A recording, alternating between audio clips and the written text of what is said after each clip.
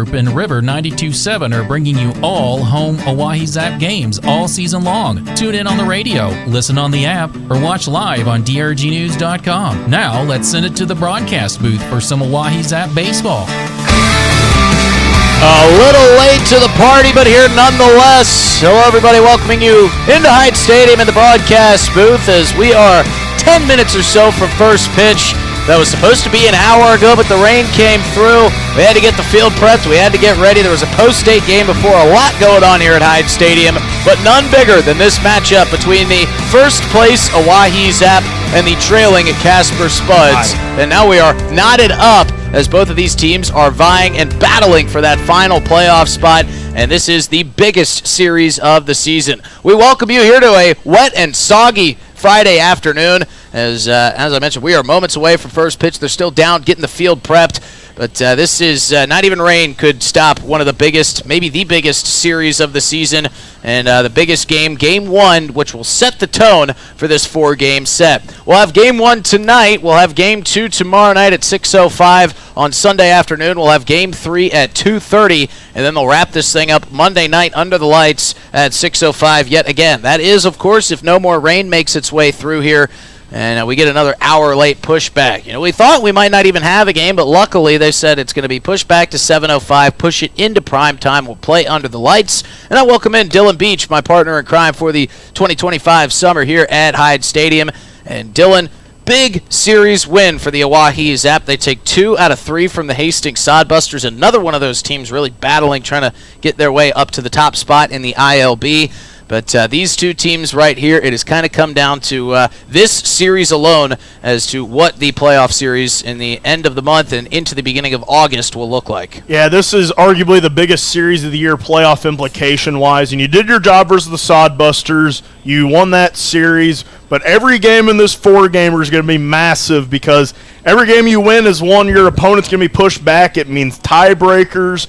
And this is the last time you're going to see each other this season. This is a real chance to be able to control your own destiny here on your home field tonight. And you made a really good point here up in the broadcast booth before we went on air, as the field is looking much better than it was about 1 hour ago. It is soaking wet down there, muddy and sloppy. But the grounds crew got the field looking good, and the point you made was with this grounds crew being the Oahe Zap, they didn't have much time to get loose or get warmed up. We see a couple of guys down there dry swinging some bats, a couple games, a long toss being played. But maybe the Zaps start behind the 8-ball a little bit, not getting as much time to warm up. It's a unique circumstance here on a Friday night. Yeah, and I think it's just a miracle that we're playing this game tonight. The field was puddling up earlier. The tarp had a couple of holes in it, so there was some puddles around home plate. But the grounds crew, our players, doing a great job as always, and really getting Hyde Stadium a presentable area to be played today. And a couple folks are excited to be here, including the base umpire, Richard Gilmore, who is down and dancing around to a little country music. It's Jimmy Buffett night here at the stadium. We've got some margaritas flowing. Richard Gilmore strumming the air guitar. And those margaritas are here for you to be drink. Not for you, meaning the broadcasters and Eli Lewis. I'm not even sure if country's of age to be drinking yet. He is. But it's for you folks who are making your way around the central South Dakota area. Stop on into Hyde Stadium. Get yourself one of those ice-cold margaritas. There's a lot of pink cups and margarita glasses being sipped on here at the stadium. They're also, because of the rain and because this crowd maybe not going to be as big as it was going to be should the weather have been picture perfect like we've had in past weeks, they are going to do Jimmy Buffett afternoon on Sunday as well.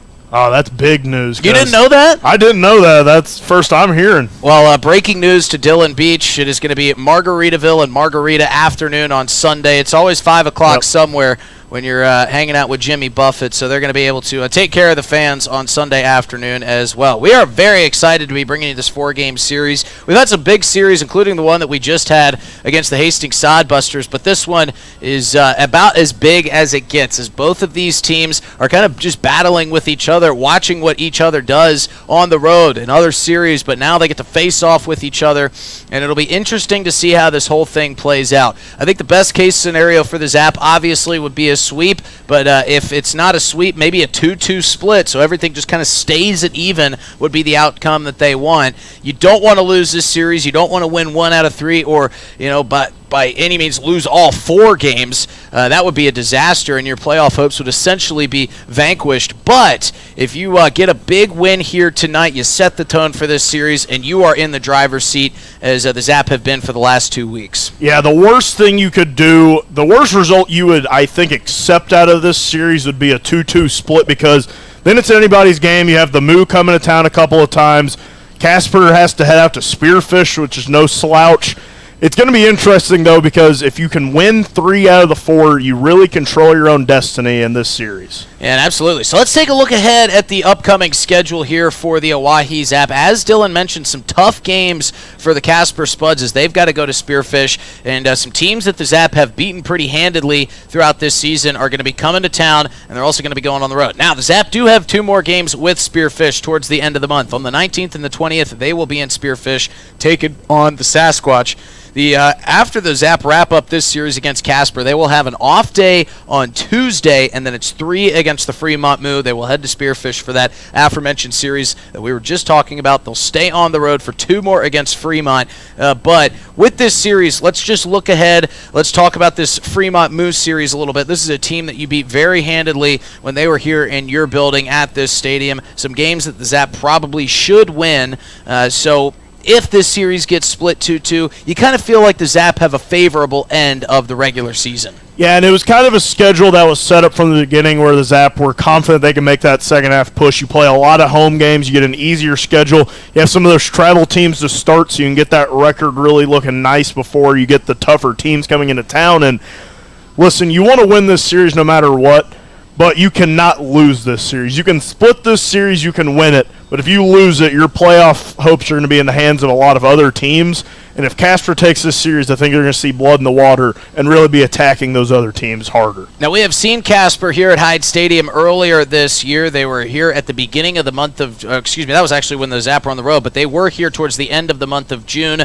It's a different-looking team than we saw in terms of the Oahe Zap from the end of the month of June to this point in the season. Should be a different-looking series as well. Well, and during that 4-game series, the Zap lost the first 2, and then they really kind of turned it around in the season in those second 2. That's when they started that 5-game win streak, and then they really started getting rolling towards the turn of the season. So, I mean, the last time you saw them, you won the last 2 meetings. That should carry some momentum into this series. It was pretty incredible how we kind of saw the season shift in those final 2 games. Those first 2 games, it kind of felt like the Oahe Zap of years past. It was teams that really couldn't win games against good opponents. They couldn't get anything going. We've mentioned it all throughout the season. They would punch first, and then they would get punched back and couldn't get up off the mat. But when they won those final 2 games against Casper, they would go on to win 3 games against Plainsman Baseball. They would lose the first game against Nebraska, but would come back and win that one, and they've been tearing it up ever since. Yeah, it was even like during game 2 of that Casper series, that was the one where the Zap kind of started building momentum. They lost it in a late comeback bid, but you kind of felt that things were starting to change for the Zap, and then ever since they've really been rolling.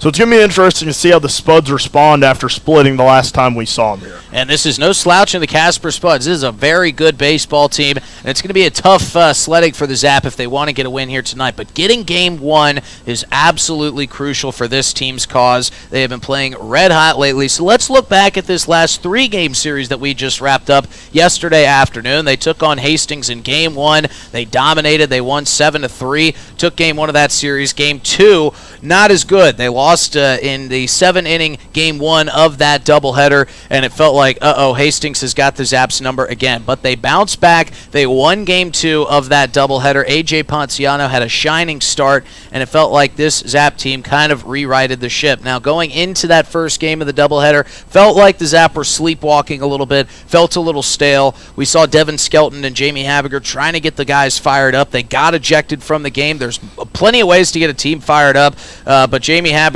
and getting his first ever ejection as a coach, Devin Skelton getting his first ever ejection in a double header on a, let's see, what was it? On a Wednesday afternoon or a Thursday afternoon at Hyde Stadium. We had to go through a lot of specifics to get to Devin Skelton's first ever ejection. Devin Skelton loves to get his team fired up, and you know what? Sometimes you got to get ejected to do just that, but it seems it worked in that game number 2 of that doubleheader. Yeah, and it was a series you would have loved to have swept, to be able to have that game in hand versus Casper, have that one-game lead, and then you could even afford to lose this series, but I think it puts that chip on the Zap shoulder now that you're tied, that you really have to be do-or-die baseball here for tiebreakers, for everything.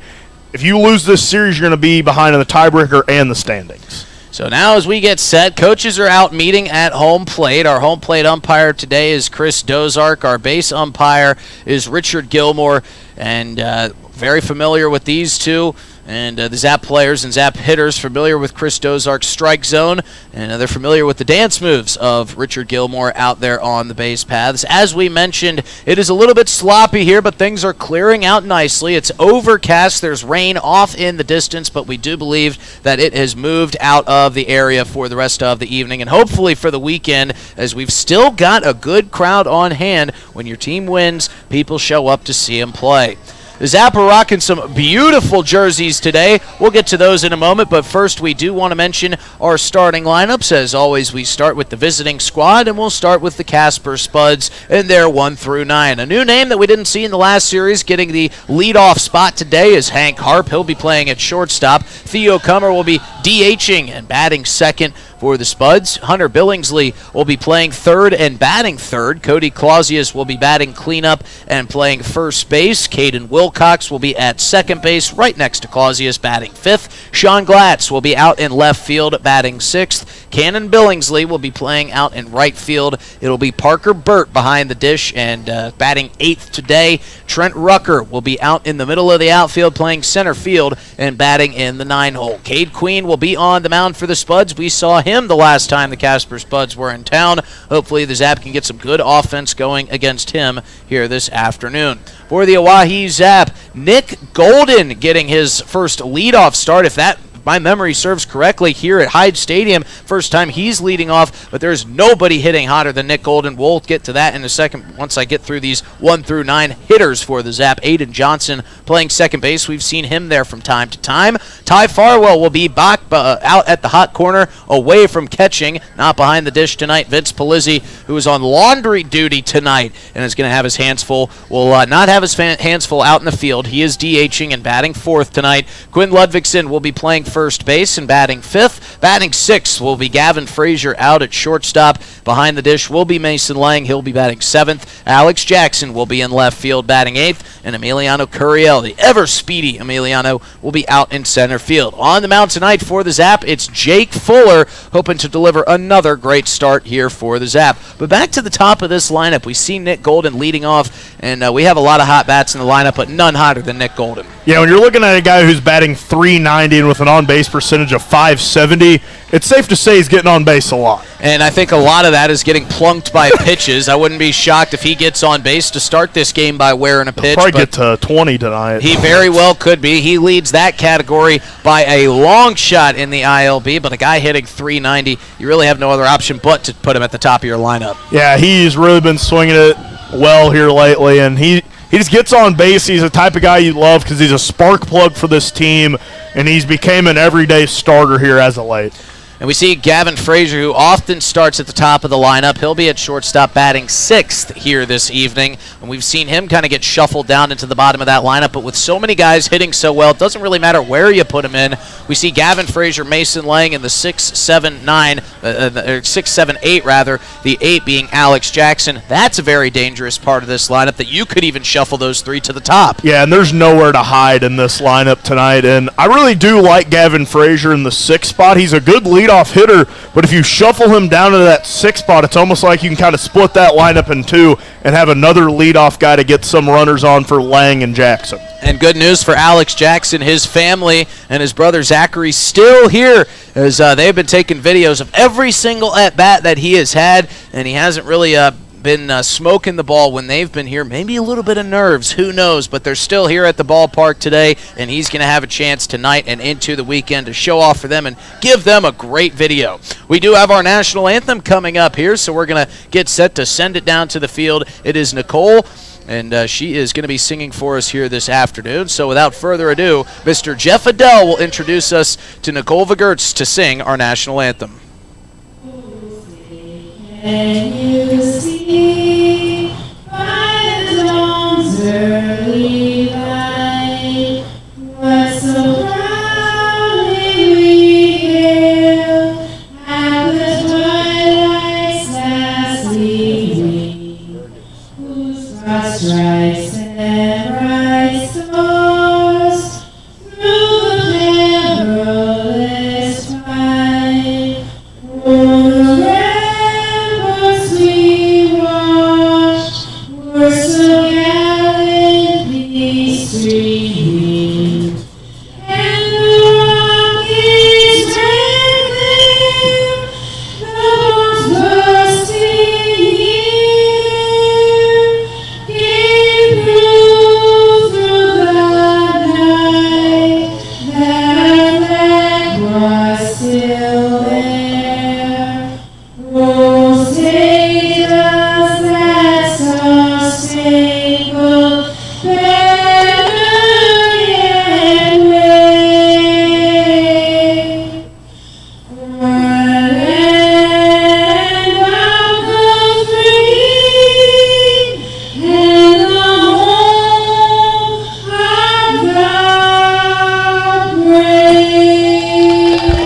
An outstanding national anthem, and a special one at that. Nicole Vigurts delivers it beautifully, and a very special one, I say, because that is actually the aunt of shortstop for the Oahe Zap, Gavin Frazier. He was surprised by her presence, and it's always great to have some family in town. We mentioned Alex Jackson's got his brother and his mother in attendance here this week into the weekend. And Miss Jackson was kind enough to bring us some Chicago-style popcorn. Man, was that good. I actually had to hide it up here in the press box because we knew we had a post-8 game coming today. And it's not that we don't want to share, but when it's that good and it was a gift, we kind of had to keep it for ourselves. Yeah, I mean, that stuff was too good to be shared with the post-8 kids. So Jake Fuller is out on the bump. He's getting loose. And as I mentioned, the Zap are in some very colorful and outstanding-looking jerseys here this afternoon. And I guess I should say this evening, because now we got our first 7 o'clock start here at Hyde Stadium. Prime time. The Zap are wearing some baby blues with lightning bolts going over the shoulder, and across the back plate in white is drgnews.com. That is right. We are sponsoring today's jerseys from DRG Media Group. Man, do those things look sharp. And I think it was Jake Fuller that actually picked these jerseys. Is that something they're doing, allowing the starter picks it every day? Love that. So great pick there, Jake Fuller. Boys are looking good. They've got the white bottoms on with the navy blue caps on. The Casper Spuds matching their coach bus, which is parked on Capitol Avenue and is going to be pelted like BBs with the foul balls headed that way. They are in their black Spuds jerseys today. Spuds in cursive across the chest with the letters in white outlined in baby blue. Numerals in white outlined in baby blue as well. They've got their dark gray pants on and their black ball caps as well. Mason Lang fires down the final warm-up pitch for Jake Fuller to second base. Gavin Frazier tosses it to Aiden Johnson. Lastly to Ty Farwell, and a couple fist bumps as he hands it back to today's Oahe Zap starter, Jake Fuller. Overcast, breezy Friday night here at Hyde Stadium, a perfect setting for a huge baseball game. Jake Fuller is set. Chris Dozark has pointed, giving him the good to go. And now for the ball game as Fuller delivers an off-speed pitch just a bit high for ball one. And we are underway in this ever-important series between these two playoff hopeful teams. Fuller with the 1-0. Make it 1-1. He fires a fastball in there, catches the outside corner. And we keep talking about it, but how important it is to have an efficient first inning to start your team off in the right direction. As Fuller gets a pop-up towards the middle of the infield, a couple steps backwards for Aiden Johnson. He sets his feet and makes the catch for out number one. That's a good start there for Jake Fuller. Only a couple pitches, and you've already got your first out.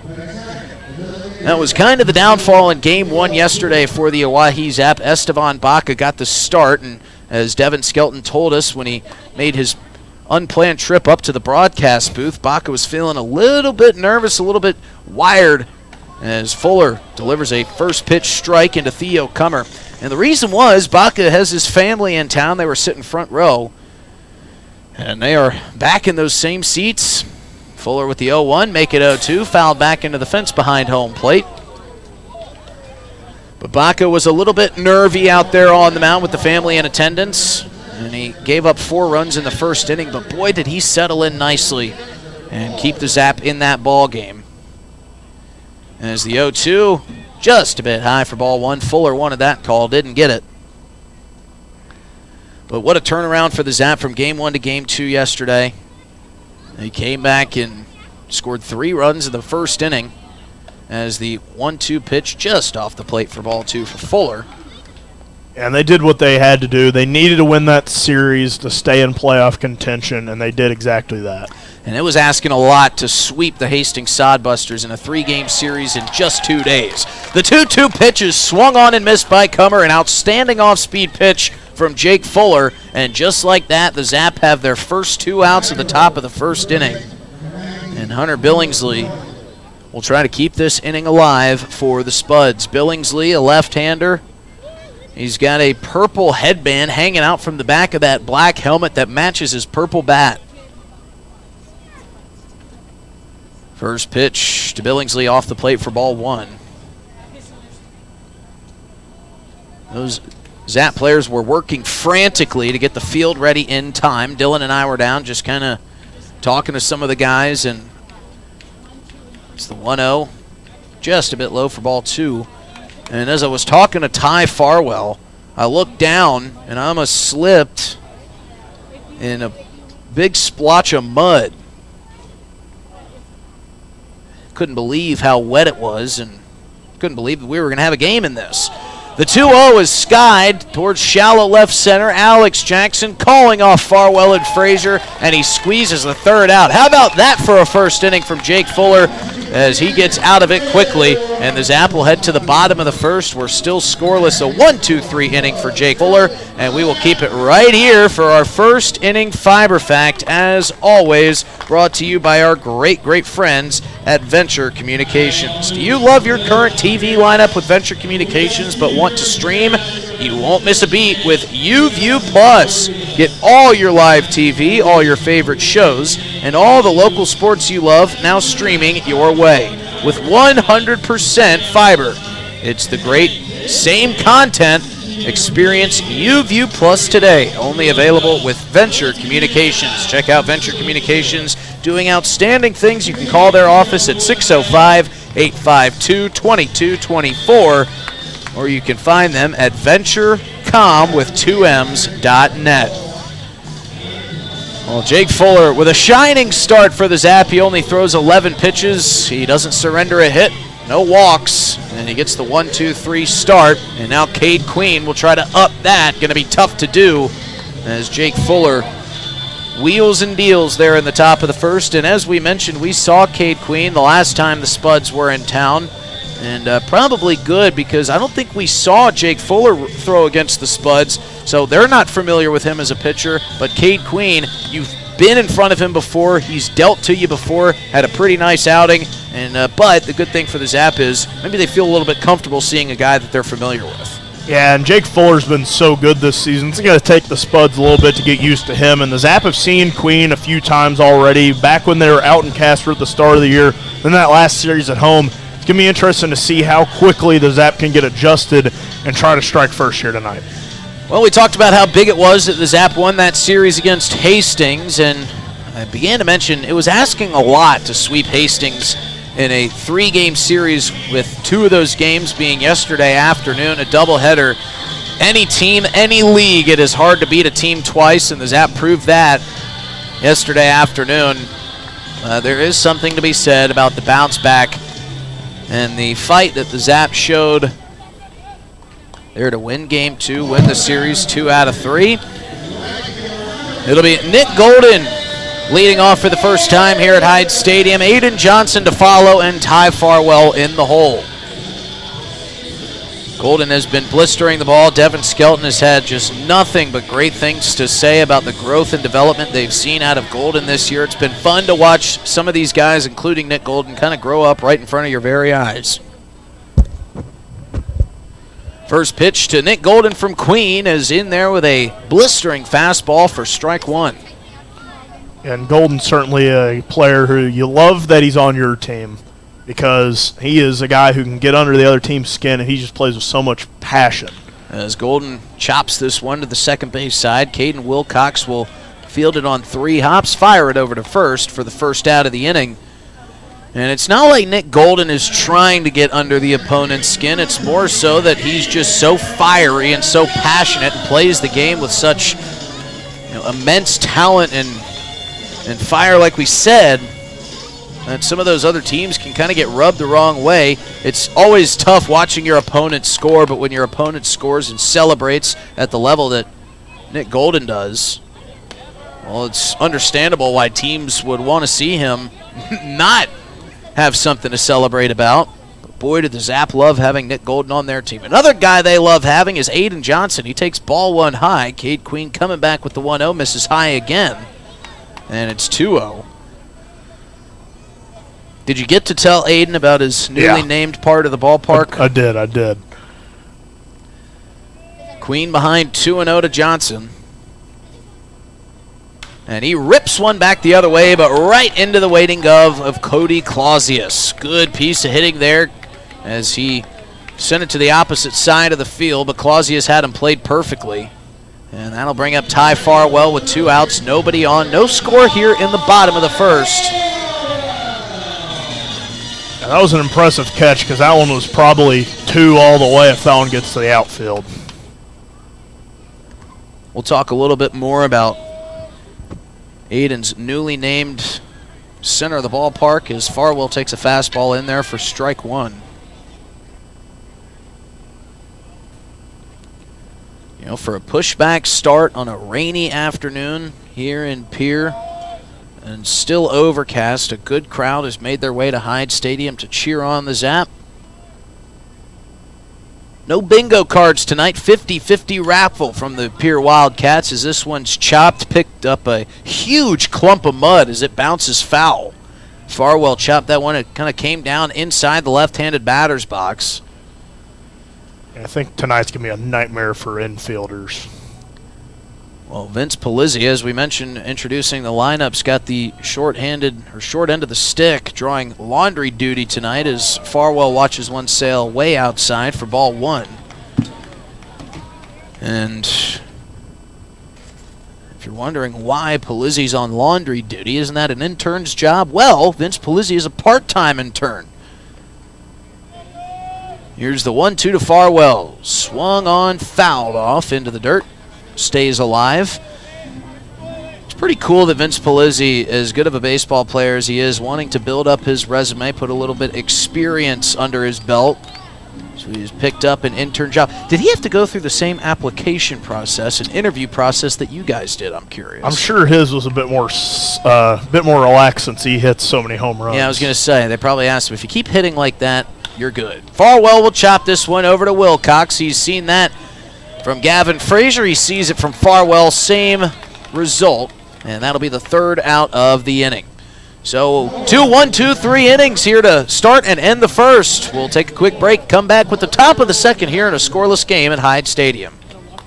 Looking for happenings in Central South Dakota? The Pierre Area Chamber of Commerce Community Calendar is your go-to for all the latest events. From entertainment to local benefits, community activities, and more, there's something for everyone. Email your event to contactchamber@pierre.org and it will be listed on the weekly calendar. To view the calendar, go to www.pierre.org. Let's celebrate together in the heart of South Dakota. The Pierre Area Chamber of Commerce, connecting our community one event at a time. Doing a little spring cleaning at your house? I'm Val Keller, City of Pierre's Solid Waste Manager, letting you know the City Supply Swap program can help. We'll recycle cleaning supplies, paint, and other household chemicals you don't want anymore. Plus, you're free to take any products other people dropped off for recycling. The swap program helps our customers and keeps things out of our landfill. Supplies we accept include stains and sealers, pesticides, pool chemicals, typical cleaning agents, as well as oil-based paint, latex paint, and spray paint. For additional information, call 605-773-7434. Again, that's 773-7434 for more information about recycling your household supplies and paint. Let the City of Pierre help you get your home and garage cleared out and cleaned up for the summer months. This public service message is brought to you by the radio stations of the DRG Media Group in Pierre. Back here for the second inning, Jake Fuller getting out of the first in an 11-pitch outing as he tries to keep moving quickly. He went 1-2-3, but the Zap were tired 1-2-3 as well. It's like we're starting clean here in the second inning. Well, we had two 7-inning games yesterday. That one sharply grounded foul. Had 2 7-inning games yesterday, and, well, the Zap were probably like, you know what, those quick games were nice, kind of in and out. I think everyone likes the quick ones. It didn't really feel quick for us. We went on the air at No, it did not. 12:50, and I think we signed off at around 7 o'clock. Yeah, that was a long, long day. No doubleheader tomorrow. The 0-1 misses off the plate for ball one. Be careful what you say Yeah, about the I know. South Dakota weather. Might just pop back over top of us. It's been known to do that. Fuller, the 1-1, swung, driven back the other way. Jackson giving chase, diving and making the play. Hope they got a picture of that one. Alex Jackson, what a snag. That was outstanding, and immediately both of our heads turned over to Alex's mom and his brother Zachary. Man, he makes it look easy out there in left, and he loves to slide, and it even looked better with this wet grass. He just kind of glided along. Some of them he doesn't need to. He definitely needed to there, and that's how you help out your pitcher. That was a beaut as Fuller fires strike one in. Certainly was a beaut, and you know, in great outings, every pitcher needs 1 or 2 great plays from his defense.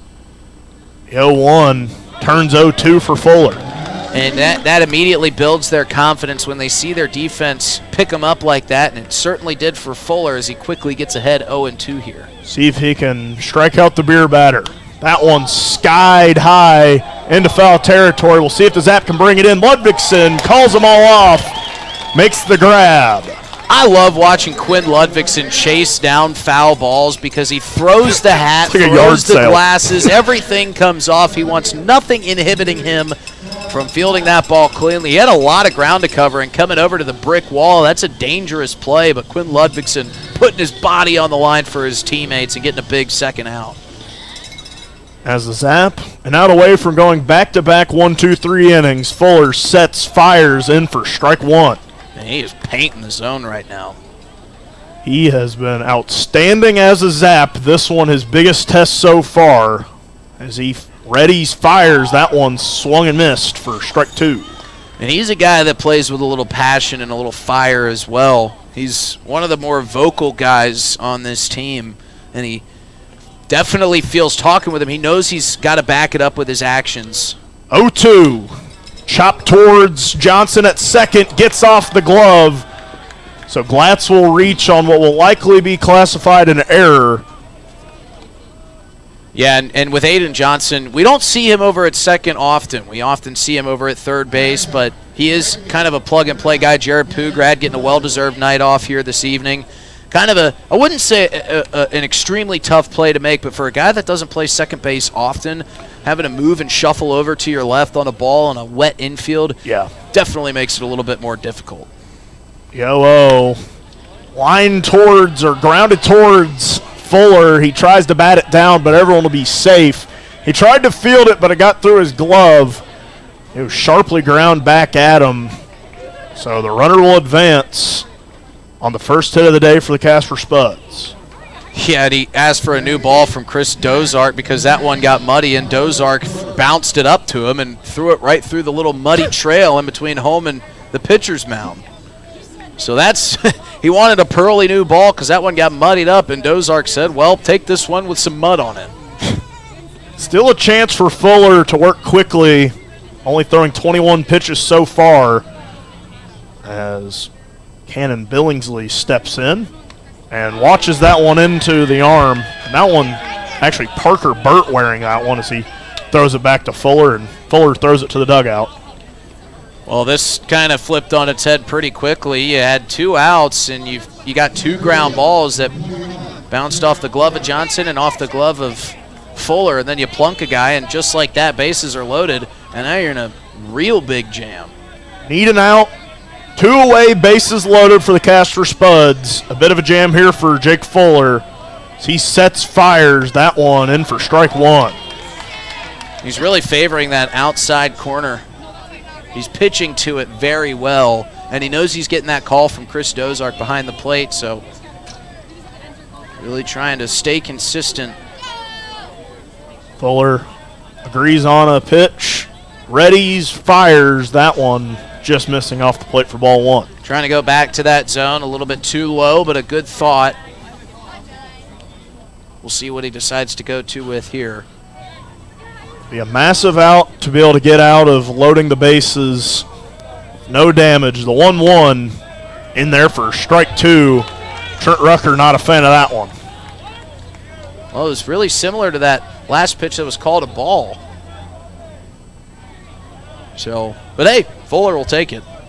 No doubt about that. Heading the count 1-2. 2 away, sets, fires. That one skied into the outfield. Farwell called off by Jackson. Jackson settling under it, making the grab for the 3rd out. So Fuller loads the bases with 2 away, but gets out of the jam. We'll see if the Zap can strike first in the bottom of the 2nd here on River 92.7. Thinking of travel? Pierre Regional Airport offers non-stop flights to Denver. Starting August 1st, book your destination at United.com. With United Mileage Plus, you can save more by earning miles when you fly from Pierre Regional Airport. 1-hour flights to Denver and the world beyond. Avoid the crowds, avoid the drive, and enjoy free parking when you fly from Pierre Regional Airport.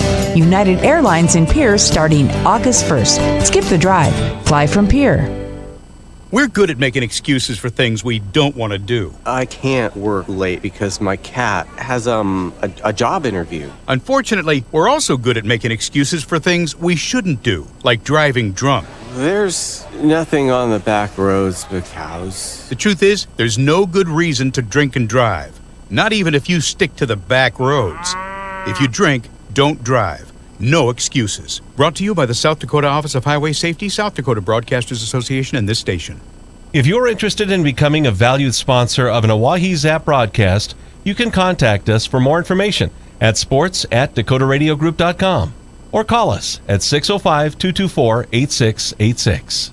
Hey Zap baseball fans, it's Justin Cowart. If you're interested in a podcast that's sports and only sports, you need to check out Players Perspective. I have athletes and coaches from the South Dakota area and across the country, from the high school all the way up to the professional level. Come on and tell stories of their biggest and best moments of their athletic careers. If it's sports, you bet we cover it on Players Perspective Podcast, sponsored by Avera. You can find it wherever you find podcasts by searching DRG Media Group or on drgnews.com. Now, back to myself and Dylan Beach in the broadcast booth for some more Zap Baseball. Jake Fuller getting out of a big jam as Cade Queen gets back out on the bump. Zap trying to strike first here today. Vince Polizzi, Quinn Ludvigson, and Gavin Frazier due up. Saw Gavin Frazier's aunt sing the national anthem today. I saw my niece and nephew really enjoying it at the house. Dean and Savannah standing, hands over their hearts, singing the national anthem in the living room. Love to see that. So they stand up, even when it's on the TV. They stand up and put their hands over their hearts for the anthem. They're true patriots. That's my grandmother does that. When we're watching NASCAR before the Daytona 500, she'll stand up, and if you're not standing with her, well, she cracks the whip. Polizzi watches that one high for ball 1. I've been hit with a fly swatter because I'm sitting for the national anthem before a Braves game that we're watching on TV. Dan and Savannah, just a couple of the most patriotic kids you'll meet, as Vince Polizzi watches that one in there for strike 1. They probably get it from their uncle. I wish I could take all the credit. Their dad, Kyle, puts on a great fireworks show every year. I think that's probably their primary reason. 1-1 to Polizzi. Grounded foul towards third base. Was a close one. Seen a couple of those. If Richard Gilmore was behind the plate, Polizzi'd be standing on second right now. And now we see the catcher for the Spuds, Parker Burt. he saw Chris Dozark about to fire that ball out to the mound. He probably saw the throw to Jake Fuller in the last half inning, saw it bounce through the mud. He was like, here, give me that ball. I'm going to throw it out to my pitcher. Lizzie behind in the count 1-2, awaits the offering, watches a dangerous one, and goes down looking. Yeah, and for Palizzi, you saw Jake Fuller get a lot of those calls on the outside corner. And when you're behind in the count like that, you got to defend. And Palizzi upset about that, but he'll get another opportunity to get back up to the plate and do some damage as he's done all season. Quinn Ludvigson steps into the left-handed batter's box, rocking 18 tonight. Not his usual number, but having to switch it up for the DRG uni as he watches strike one. Man, those uniforms look good. Especially the River 92-7 on the sleeve. Yeah. Ludvigson awaiting the 0-1 offering. That one skips at the plate, in for ball one. So Fuller, despite the jam, still only throwing 26 pitches. So setting himself up to go deep. Has been a great addition to this pitching staff after Easton Pratt made his final start for the Zap. So he threw 11 Ks in that one, as that one misses high for ball two. And I saw you look at me, Justin. There's a chance he would maybe be back for the playoffs. Playoffs? Talking about playoffs. 2-1 to Ludvigson, swung through and missed for strike two. As a Colts fan, I figured you might enjoy that little blast from the past. I did. We can't talk about playoffs until we get Eli Lewis back on the headset this series for the path to the playoffs. Sponsored by Dunes Golf. Country club quality at public course prices. Go have a day at the Dunes. I'll be having a day at the Dunes tomorrow for the Stanley County Buff Nation tournament. 2-2 to Ludvigson, off the plate for ball three, so the count runs full. And I know a lot of people were not rooting for a doubleheader tomorrow, and you were one of them wanting to go play some golf tomorrow, and I'm glad we got this game in as of right now. Forecast looks somewhat clear, but we know how it is in South Dakota as Ludvigson watches that one in the dirt for ball four. Yeah, there's nothing wrong with 2 Zap games in one day. I could do 3 Zap games in one day, but this is for a good cause, the Stanley County Buff Nation, trying to raise some money for the school, so we're going to go out and always a good time at the Dunes. Hope I have a better performance than I had in my scramble this morning. Can't seem to get the driver figured out, Dylan. Me either. Frazier checks on that one in the dirt. He did not go. The appeal agrees with Justin. Richard Gilmore saying he didn't go. And I was talking to Richard Gilmore earlier. I learned that he's actually a native Hoosier as well. Oh, wow. He lives in Arizona. As if there was anything else that you couldn't like about Richard Gilmore. He has just got it all going on, doesn't he? 1-0, turns 1-1 to Frazier. Yeah, so Richard Gilmore, a quick lesson about him for the fans at home. Sure you're raving to hear it. Was born in Gary, Indiana. Lived there for a long time, then moved to Las Vegas, and then settled down in Arizona. As Ludvigson slides back into first base in time. Did you see that slide by Quinn Ludvigson? He was trying to keep the jersey clean. He wanted to keep that jersey sparkling clean. He's a big DRG Media Group fan. 1-1 to Frazier, lined out into left, sizing it up, trying to make the play. Sean Glatz and records it for the second out of the inning. Ludvigson trots back to first, and on comes Mason Lang. Got some good work going by the bat boy down there. You got to talk to Richard Gilmore. I got to talk to our bat boy today. His name's Hayden Potter, and he is actually I believe that was his mother who was with him. And she had raving things to say about Hayden. He looked like he was really excited for the opportunity to be the bat boy today. And his mother was raving. He just made the All-Star team, so he's going to be on the 11U All-Star team. So shout out to Hayden Potter for playing some good ball this year. Ludvigson having to slide and get that jersey dirty. But yeah, I don't know how many times you can dive back and keep it clean, but I think the pants wore a lot of that one. Well, so. I told Hayden Potter, I said, here's one thing you got to do for me. You got to find a big guy and stand behind him. That one misses low for ball one. Got to find a big body and get behind him, because I said it always makes me a nervous wreck seeing not only the players but the young bat boys sitting along that brick retaining wall down there outside of the dugout, especially with right-handed hitters up. He's behind Bryce Van Wastein right now. Lang swings to that one for strike one. We saw Coach Skelton save maybe a couple of teeth in the dugout the other night with that barehanded grab he made, and then he wore one also off a hitter. So Coach Skelton receiving a majority of the blunts as Mason Lang sends a shot to right field. That one going and dying at the warning track. Mason Lang got a hold of that one, but some incoming wind and maybe just a little bit under it. Brings that one, keeps it in the ballpark. The Zap can't strike first. We'll see if they can do it in the third. Jake Fuller going to trot back out on the mound, try to keep this thing at 0-0. Hey, it's your phone talking. Yeah, your phone. You know, that thing you're constantly picking up and poking around? Listen, when you're behind the wheel, would you please give me a break? You'll have plenty of time for your TikToks and, I don't know, texting your friends after you put it in park. Distracted driving, friend. No joke.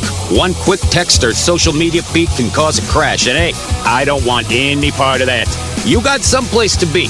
And trust me, I'll enjoy the downtime. Brought to you by the South Dakota Office of Highway Safety and its station. Dunes Golf is celebrating their 30th anniversary this summer. They look forward to seeing old friends and new acquaintances on the driving range and on the course throughout the summer. Play 9 or 18 holes. Pay by the round. Save with a punch card or become a member for unlimited play. Dunes Golf is a great location for group outings or a summer play day. Call 605-223-2525 or see golfdunes.com. Just 1 mile north of Fort Pierre on Highway 1806. Dunes Golf. And we've got a beat the Zap going on here as it's Devin Skelton's brother. He's being tracked from behind. Who is that running alongside him? It's a bird, it's a plane, and it is a loser as Devin Skelton's brother's going to take the L. As that's one fast bolt of lightning out there in a Zap jersey.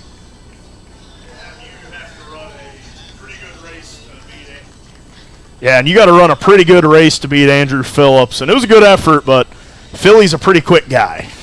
Yeah, and I'm not sure how much running Devin Skelton's brother has been doing lately. He told us that he was out hanging out on the boat yesterday afternoon, enjoying some of those sun rays that were coming along. I don't think – now, Devin's brother's here in town visiting him, and Skelton actually hit me up last night and asked what I was doing. I said, man, I'm whooped. I'm about to go to bed. And this is about 9:30. He said, we're going to the Chuck Wagon in about an hour if you want to join us. What are you talking about? It's already past my bedtime. You guys aren't even out on the town yet.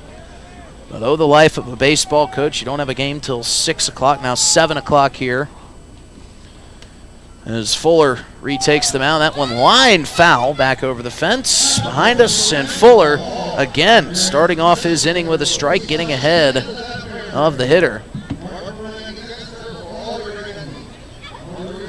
Fuller has been working well thus far. The 0-1 turns 0-2 as Hank Harp takes a strike on the outside corner. Fuller got into a manufactured jam as that one bounces into the chest plate of Mason Lang. First runner reached there in the top of the second inning on kind of a booted ball from Aiden Johnson that he had to really fly over to his left to get to, as this one's ripped, and that's going to get through the middle of the infield. And the Spuds have their leadoff hitter on. But Phillips couldn't make the tough play. Runner got to first, and then the next hitter hit a shot right back to Jake Fuller. He couldn't make the play on it, got off the end of his glove, so it kind of killed all the momentum before it could get to that middle infield. Then he hit the following batter, loaded the bases, but got a fly out to Alex Jackson to end the inning and keep this game scoreless. He'll face Theo Kummer here in the 2-hole, today's designated hitter. He starts him off with a ball on the outside corner. And that was kind of the Zap's kryptonite when we saw him out in Casper, is that 2-strike hitting from the Spuds. This one could be 2. Grounded to Frazier, on to Johnson for 1, firing to first for the second, and it's a 6-4-3 double play for the Zap. Just what the doctor ordered, as they got the leadoff man on with a base hit, but he's sent back to the dugout with the Zap double play. And Frazier made that look easy. And you know the thing about Aiden Johnson is the last time we saw him start at second base, we were just in awe of how smooth he was turning double plays and playing that position. True ball player is Aiden Johnson. You can plug him and play him anywhere. So now Fuller's got 2 outs, and he delivers a first pitch strike to Hunter Billingsley. Billingsley never looked like he was going to swing. He had no interest in that pitch whatsoever. He turns to bunt, tries to lay it down, fouls it off, and it's 0-2. It's a bold strategy, Cotton. That is a bold move, Cotton. We'll see how it works out for him. Little dodgeball reference there from Dylan Beach. Because, I mean, you watch strike one and then you turn a bunt on the second offering, and now you're behind in the count 0-2. As he chops this one towards Farwell at third. What a backhanded pick from Farwell, but the ball pops out of his glove on the transition. So Billingsley will reach, but all things considered, Ty Farwell just saved a double with that incredible backhanded pick as he went sliding to his right, feet first, and now Devin Skelton going to come out and talk with Fuller. Tell you what, the Spuds have gotten some base runners on. That was fast. And that was a very quick. I wonder if maybe Jake Fuller forgot something in the dugout. His shoes are untied or something. Yeah, not sure what Devin Skelton did, but he went out. I'm not even sure he had time to say anything to Jake Fuller. As quickly as he got out there, he left. He was there for 2 seconds. I mean, and even that might be pushing it. 2 seconds might be a little bit overkill on how long Skelton was out there. As this one's fouled off to start the at-bat, another first pitch strike from Jake Fuller. But kind of going back, Theo Cummer grounded into the double play, but Hank Harp, really the only hard-hit ball for the Spuds thus far here today. Fuller's been getting some great movement. That one's lined sharply to third, and Farwell with another great play with the glove. Snags it out of the air, shows his glove off to the Casper Spuds. I hope that glove is still alive over there as Farwell showing the glove over to Cody Clausius, who just ripped that one at him. He might have broke his mitt on that play. It was hit so hard. We'll have to figure out if that mitt is going to make it over to the top of the 4th inning. But we head to the bottom of the 3rd. Still scoreless here at Hyde Stadium. We'll be back after this quick break. You're listening live on River 92.7 and streaming on drgnews.com. The summer is here, and you know what that means. The Oahe Zap are back, and we at DRG Media Group are bringing you coverage of every Zap home game all summer long. You can hear all the home Zap games on River 92.7, or you can watch them live on drgnews.com at the River 92.7 station page. The Zap are offering you fans something new every single night. So get out to Hyde Stadium for some Zap baseball this summer. Purchase your tickets on oahezap.com or buy them at the box office. If you can't make it to the game, we've got you covered on River 92.7 Oahe Zap Baseball, brought to you by DRG Media Group. Still scoreless here as we make our way to the bottom of the 3rd, and we've got the speed dress mid-inning game where 2 young fans get dressed up as their favorite Zap players, and they got to do so in an instant. And this feels like kind of how I was during that lightning delay. You know, we thought it was going to be probably at least an hour in that lightning delay a couple days ago. So I said, you know what, I'm going to go let the dog out. No telling what time I'm going to be able to get home. And then I get a call from Dylan Beach saying, hey, man, you closed? We're about to get started up again. And I'm looking up at clouds that are as dark as the Spuds jerseys are today. And I'm saying, what are you talking about? We're about to get back. He said, we're ready to play. So I had to scoot back here, threw on the headset, and was ready for Ty Farwell's first at-bat back in the game. Yeah, it was a close call the other night, man. You had to get Never to Charlie, a doubt. though. I mean, Never a doubt. I knew you were going to be here. I was never worried for a second.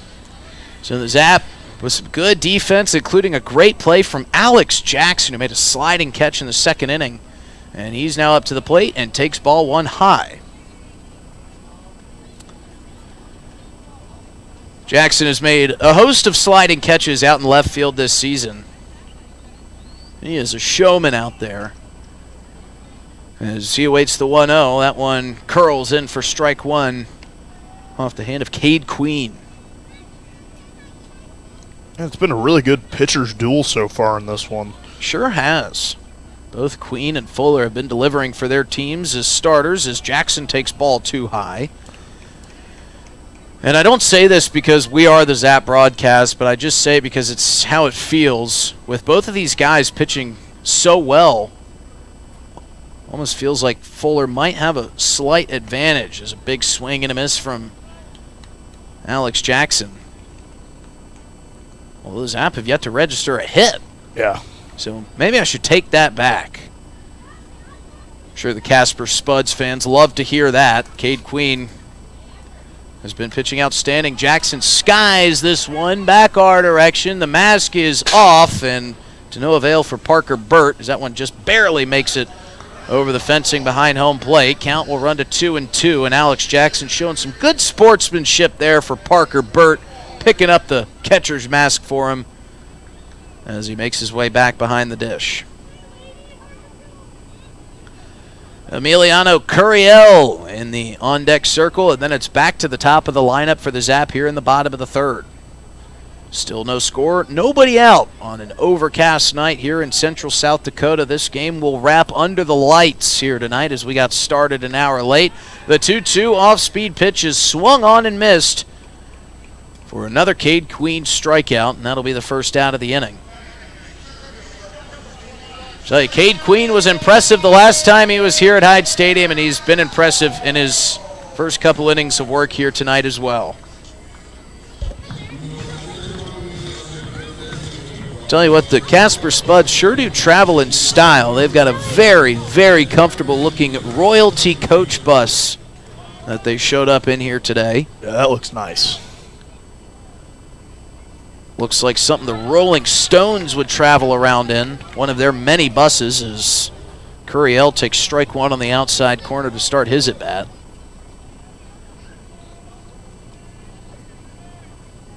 Here's the 0-1. Curiel fouls that one off quickly, 0-2. Waiting for a team to show up in like a bus like what the Flint Tropics used in semi-pro.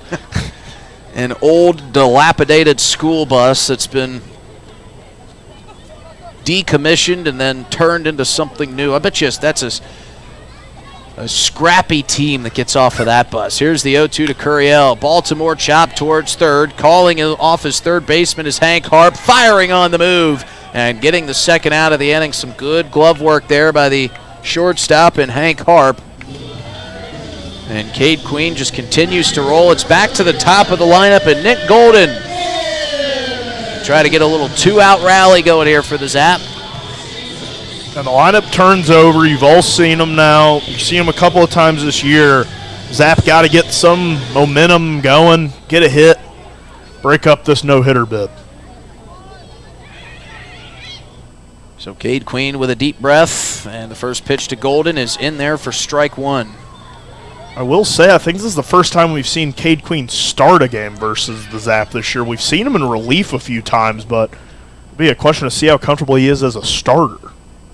Just talks about how good Cade Queen has been this year as Golden swings and misses at one down low in the dirt.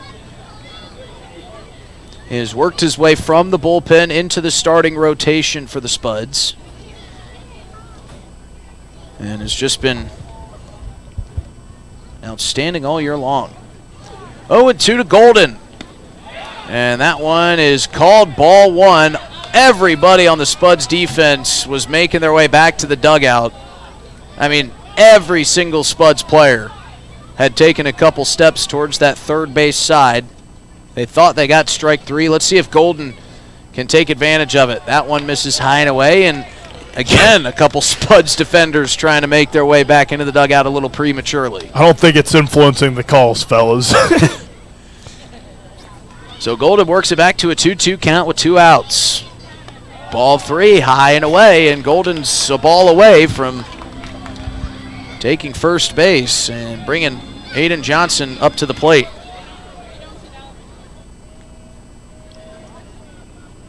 Golden awaits. Queen delivers. Swung on and missed for strike three.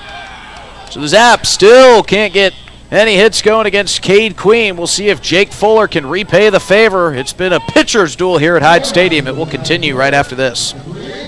Hey, it's your phone talking. Yeah, your phone. You know, that thing you're constantly picking up and poking around. Listen, when you're behind the wheel, would you please give me a break? You'll have plenty of time for your TikToks and, I don't know, texting your friends after you put it in park. Distracted driving, friend. No joke. One quick text or social media feed can cause a crash. And hey, I don't want any part of that. You got someplace to be. And trust me, I'll enjoy the downtime. Brought to you by the South Dakota Office of Highway Safety and its station. Dunes Golf is celebrating their 30th anniversary this summer. They look forward to seeing old friends and new acquaintances on the driving range and on the course throughout the summer. Play 9 or 18 holes, pay by the round, save with a punch card, or become a member for unlimited play. Dunes Golf is a great location for group outings or a summer play day. Call 605-223-2525 or see golfdunes.com, just 1 mile north of Fort Pierre on Highway 1806. Dunes Golf. Thinking of travel? Pierre Regional Airport offers nonstop flights from Pierre to Denver. From there, you can fly anywhere. Book to your destination and check bags through on United, Delta, or American Airlines. 1-hour flights on 50-passenger jets to Denver, then connecting to your destination. Save travel time and money, avoid the crowds, and free parking when you fly from Pierre Regional Airport. Skip the drive. Fly from Pierre Regional Airport. Looking for happenings in Central South Dakota? The Pierre Area Chamber of Commerce Community Calendar is your go-to for all the latest events. From entertainment to local benefits, community activities, and more, there's something for everyone. Email your event to contactchamber@pierre.org and it will be listed on the weekly calendar. To view the calendar, go to www.pierre.org. Let's celebrate together in the heart of South Dakota. The Pierre Area Chamber of Commerce, connecting our community one event at a time. Jake Fuller back on the bump. Oahe Zap trying to keep things where it's at. 0-0 ball game heading into the fourth. Fuller misses off the plate there for ball one. Alex mentioned to me down on the field, he said, I'm thinking about making all of our games next season 7:05 starts. That would be fun. Prime time baseball. That one swung on a miss for strike one. Yeah, not when some of these games and broadcasts go 4 hours. And I've got to be at the station at 5:45 the following morning. Yeah, I think I take that back after remembering those 4-hour slugfests that we had for a while. That one fell sharply into the grandstand. I mean, we're in the top of the fourth inning right now, but we've been playing an hour. And there's been 3 total hits, no run scores. This is about as quick as a game can possibly move. And it's still been an hour. But I'm having a great time. Fuller sets, misses for ball two. Count runs even at 2 apiece. You're having fun up here, aren't you? Oh, I'm always having fun. And we just had a glove exchange between Esteban Baca and Ty Farwell. He must have had something wrong with it as that one skied towards center field. Emiliano Curiel sizing and settling under it, making the first out of the inning. So Ty Farwell was checking his glove after that last catch, and then Esteban Baca ran around the backside of the dugout, came through the gate, in between those pitches, tossed Ty Farwell, I think, his old glove back. So maybe he was using a different glove and now going back to that original one. Well, he showed it to the Spuds dugout. As a pullback bunt there. He showed it to the Spuds dugout after he caught it with kind of a smile on his face, then showed it to Cody Clausius, the guy who hit the ball, and then when he got towards the dugout, he tossed the glove over to Esteban. 1-0 in there, turns 1-1. And, you know, as I grow older in age, my eyes kind of deteriorate, but I believe I saw a little bit of damage on the webbing of that glove after he made the catch. One lined sharply towards right, but drifts foul. Count runs 1-2. Fuller trying to get a big strikeout here. Couldn't register a strikeout on the beer batter as that one runs in on the elbow. Doesn't catch Glatz. I thought I might have heard it catch that elbow guard. It was certainly close. I thought it was going to hit him for sure. Yeah, I don't want to hit him on a 1-2 count. 2-2 from Fuller. Just misses for ball three. So Fuller, the count runs full. See the payoff pitch from here. agrees with Lang on the sign, fires in there for strike 3. Glatz goes down looking. A great pitch there from Fuller. And a great sequence as well. I think that Glatz was probably expecting something on that outer half of the zone that's been Fuller's favorite spot to pitch to thus far tonight. But Fuller kind of switched it up on him, ran it kind of inside on that inner half of the zone, and got the call. Really nice mix of pitches there for Jake Fuller. Second strikeout of the day for Jake Fuller. That one fired in for strike 1. Now just shy of 50 pitches. This one will be the 50th offering for Fuller today. So setting himself up for a pretty nice outing. Still none allowed as he misses off the plate for ball 1. See how long this no offense ball can go for. It's a rainy day at Hyde Stadium. The 1-1 drops in. Doesn't catch the zone in there for ball 2. Yeah, it was a good pitch from Fuller. Tested that spot of the zone again. Billingsley now ahead in the count, 2-1, awaits the offering. That one drops in for strike 2. Big comeback pitch there for Jake Fuller to even up the count. See if he can get back-to-back Ks and head back to the dugout. Sets, fires. That one swung on and missed. Fuller pops off on the mound. Have yourself a day, Jake Fuller. 4 no innings. None allowed so far in this one. We'll be right back here in the bottom of the 4th as we see if the Zap can strike first. Looking for happenings in Central South Dakota? The Pierre Area Chamber of Commerce Community Calendar is your go-to for all the latest events. From entertainment to local benefits, community activities, and more, there's something for everyone. Email your event to contactchamber@pierre.org and it will be listed on the weekly calendar. To view the calendar, go to www.pierre.org. Let's celebrate together in the heart of South Dakota. The Pierre Area Chamber of Commerce, connecting our community one event at a time. Doing a little spring cleaning at your house? I'm Val Keller, City of Pierre Solid Waste Manager, letting you know the City Supply Swap program can help. We'll recycle cleaning supplies, paint, and other household chemicals you don't want anymore. Plus, you're free to take any products other people dropped off for recycling. The swap program helps our customers and keeps things out of our landfill. Supplies we accept include stains and sealers, pesticides, pool chemicals, typical cleaning agents, as well as oil-based paint, latex paint, and spray paint. For additional information, call 605-773-7434. Again, that's 773-7434 for more information about recycling your household supplies and paint. Let the City of Pierre help you get your home and garage cleared out and cleaned up for the summer months. This public service message is brought to you by the radio stations of the DRG Media Group in Pierre. It's the 2-3-4 for the Oahe Zap. Due up as we saw the first ever potato sack race here at Hyde Stadium. Good friend of the broadcast and field umpire Richard Gilmore was the halfway point in that race. Yeah, he always gets himself involved in whatever's going on at Hyde Stadium. Even the mid-inning games, he had his right arm stuck out with a big smile on his face. He said, this is where you turn around and head back. And we get to see Aiden Johnson. I wanted to ask you this earlier, but Aiden grounded out. You were able to come up with a very, very unique name for that area past the left field wall, just on the other side, called Aiden's Area, and you got to talk to him about it. What did he think about the newly coined term? Yeah, he thought it was funny because it was also in the same sentence where I'm telling him the average deficit of the games he home runs in. I went up and called him Chris Paul as that one swung on in the dirt for strike 1. You might need to expand on that Chris Paul comment. Yeah, for anyone at home, so in that finals where the Suns made it and Chris Paul was finally looking like he was maybe getting in a ring. The NBA Finals. Yeah, the NBA Finals. As Johnson awaits the 0-1, that one skips in front of the plate for ball 1.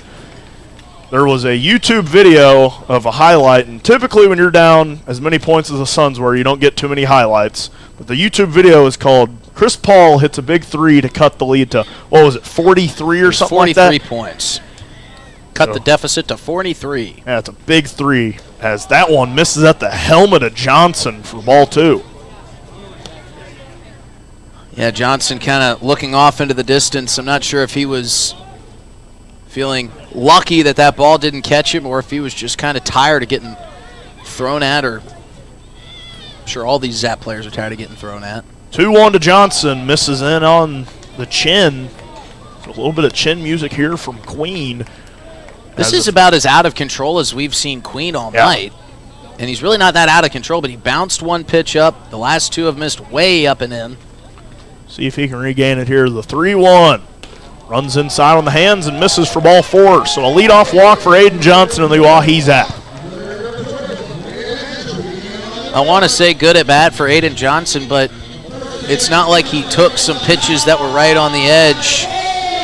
It took what was offered to him. Yeah, he just kind of had a tough time. Cade Queen did fine in the zone. And with that leadoff walk, the leadoff runner on, and the dangerous part of the lineup, let's see if the Zap could put a little offense together. Second base runner on for the Zap. As Farwell dribbles that one towards second. Wilcox flips, and the double play is turned. Wilcox flipped it to Harp, turned and threw to Clausius. So a nice play there from the Casper Spuds to erase that blemish on Queen's day. And how about that for Cade Queen? You know, you have a pretty hectic pitching at bat against Aiden Johnson where you couldn't really get anything near the zone, and then you come right back and get a ground ball out of Ty Farwell in turn 2. That's how you answer a leadoff walk. It gave up second base runner via walk in this game. Ludvigsen walked earlier, and then Johnson just there. So Polizzi comes up, nobody on, 2 away. Both teams quiet on the offensive end so far in this one. So there hasn't been a whole lot of action in the outfield. A couple of pop flies, but that's about it. Polizzi watches that one in there for strike 1. Count runs even at 1 apiece. There's been some action over to Alex Jackson. He's been busy for the Zap defense over and left, but to your point, that's about it. 1-1 to Polizzi, sky high. Wilcox called off there by Harp. Brings it into the glove for the 3rd out of the inning. So it's a 1-2-3 assisted by the double play. Still a 0-0 ball game here, heading to the 5th here on River 92.7. Looking for happenings in Central South Dakota? The Pierre Area Chamber of Commerce Community Calendar is your go-to for all the latest events. From entertainment to local benefits, community activities, and more, there's something for everyone. Email your event to contactchamber@pierre.org and it will be listed on the weekly calendar. To view the calendar, go to www.pierre.org. Let's celebrate together in the heart of South Dakota. The Pierre Area Chamber of Commerce, connecting our community one event at a time. Doing a little spring cleaning at your house? I'm Val Keller, City of Pierre Solid Waste Manager, letting you know the City Supply Swap program can help. We'll recycle cleaning supplies, paint, and other household chemicals you don't want anymore. Plus, you're free to take any products other people dropped off for recycling. The swap program helps our customers and keeps things out of our landfill. Supplies we accept include stains and sealers, pesticides, pool chemicals, typical cleaning agents, as well as oil-based paint, latex paint, and spray paint.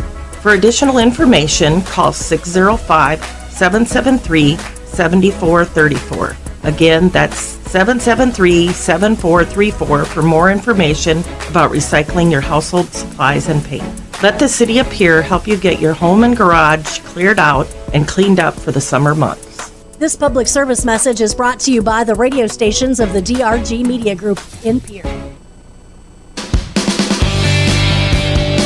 Well, a pitching duel at its finest, as both starters for both teams have just been absolutely fantastic. Jake Fuller has thrown 4 scoreless innings, giving up 3 hits, but Cade Queen 1-upping him, I guess 3-upping him, as he's thrown 4 scoreless innings of no-hit baseball.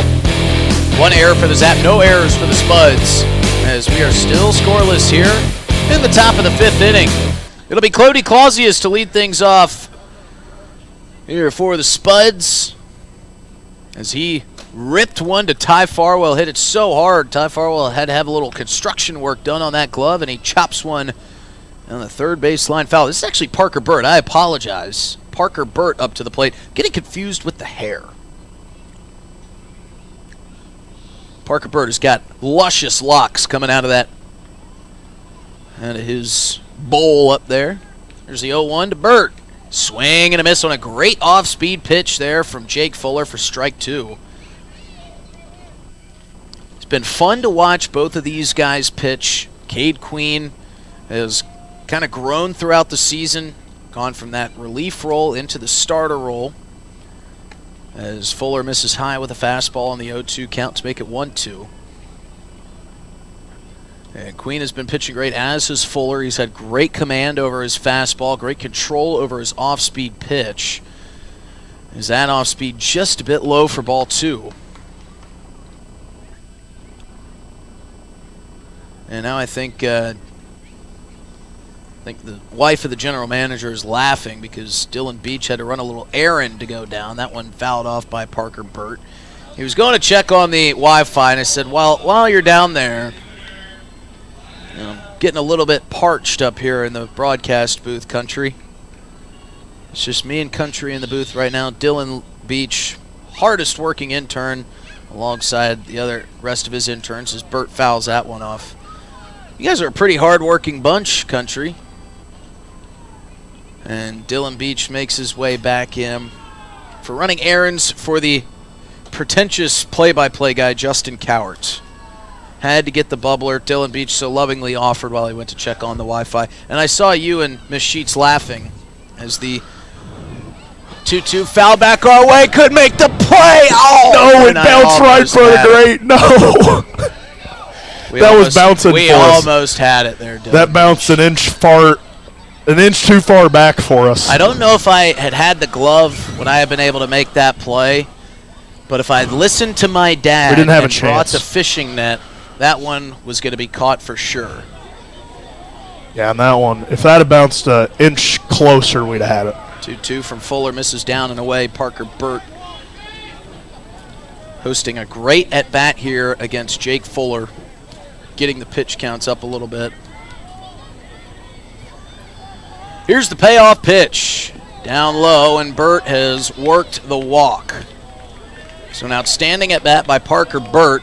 Just kind of kept fouling off all the good pitches from Jake Fuller that were in the zone. Fuller was trying to get him to chase a couple. He stayed true, and he draws the leadoff walk. I'm curious, were you guys laughing at the fact that I sent you down? I mean, to get a it was partial that, but they also just tossed it to me. They didn't charge you for it. Oh, well, that's so kind of them. They're always taking care of us here at Hyde Stadium. Is the Sheets family. This one off the plate. Good stop by Mason Lang. Parker Burt over at first base kind of throwing his head back because he knew that if it were anybody else besides Mason Lang back there, he might have been able to take second base. Of course, he's forgotten about Ty Farwell and Noah Cadena, the other two great catchers for the Zap. Here's the 1-0 from Fuller. That one just off the plate for ball 2, and now Mason Lang wants to go out and have a chat with Jake Fuller. A little bit of what we saw from Cade Queen in that last inning. A little bit erratic from Fuller.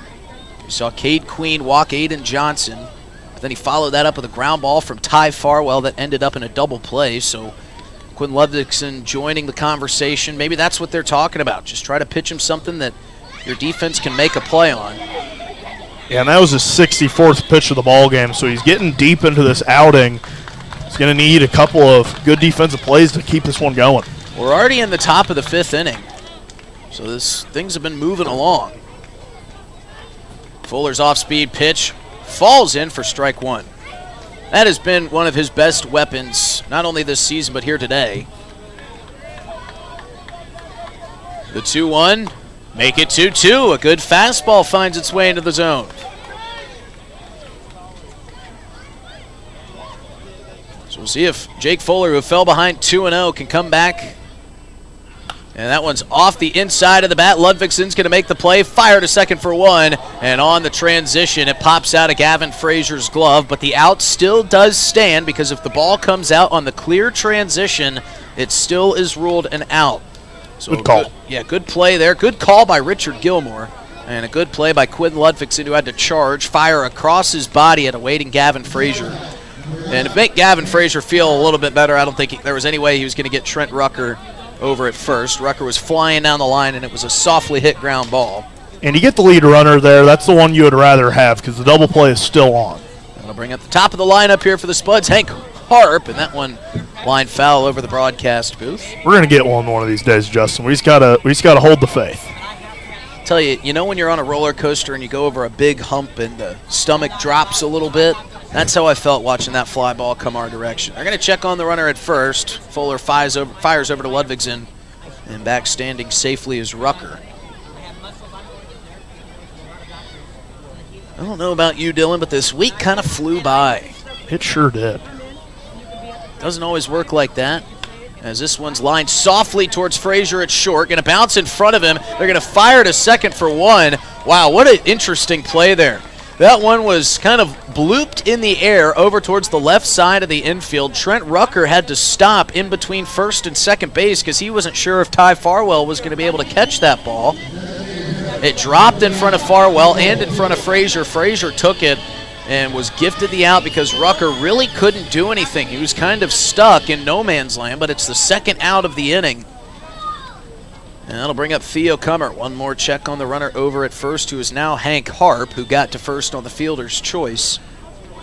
Yeah, I don't know if Farwell could have gotten to that one or not, but that was a smart play to let that one drop and really confuse the runner over that first. Harp taking off for second. Lang firing down. Harp a fast runner. It was a great throw, but it was bounced into Aiden Johnson. He couldn't squeeze onto it. Would have been a bang-bang play.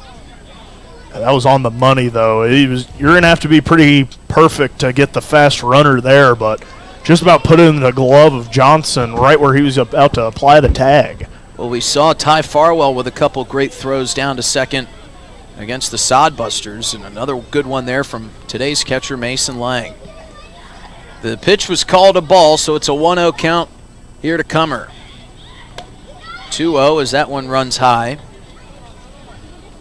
And yes, they get the stolen base there, but if you're Jake Fuller, all you really want to worry about here is Theo Cummer in the right-handed batter's box. Put that guy in second out of your mind and try to come back in this at-bat. That one bounced, and Lang couldn't get to it. Kind of handcuffed Mason Lang. It bounced off to his right. Jake Fuller tapping his chest saying, my bad on that one. Lang he didn't flip over the glove to go to the backhand. He kind of went with the palm hand to try to get to that one. That's what I meant by handcuffed. He had a tough decision to make of, should I backhand it, should I try to underhand it? By the time it got to him, it was past him. So now the runner will move to third. Here's the 3-0 pitch to Cummer, in there for strike one.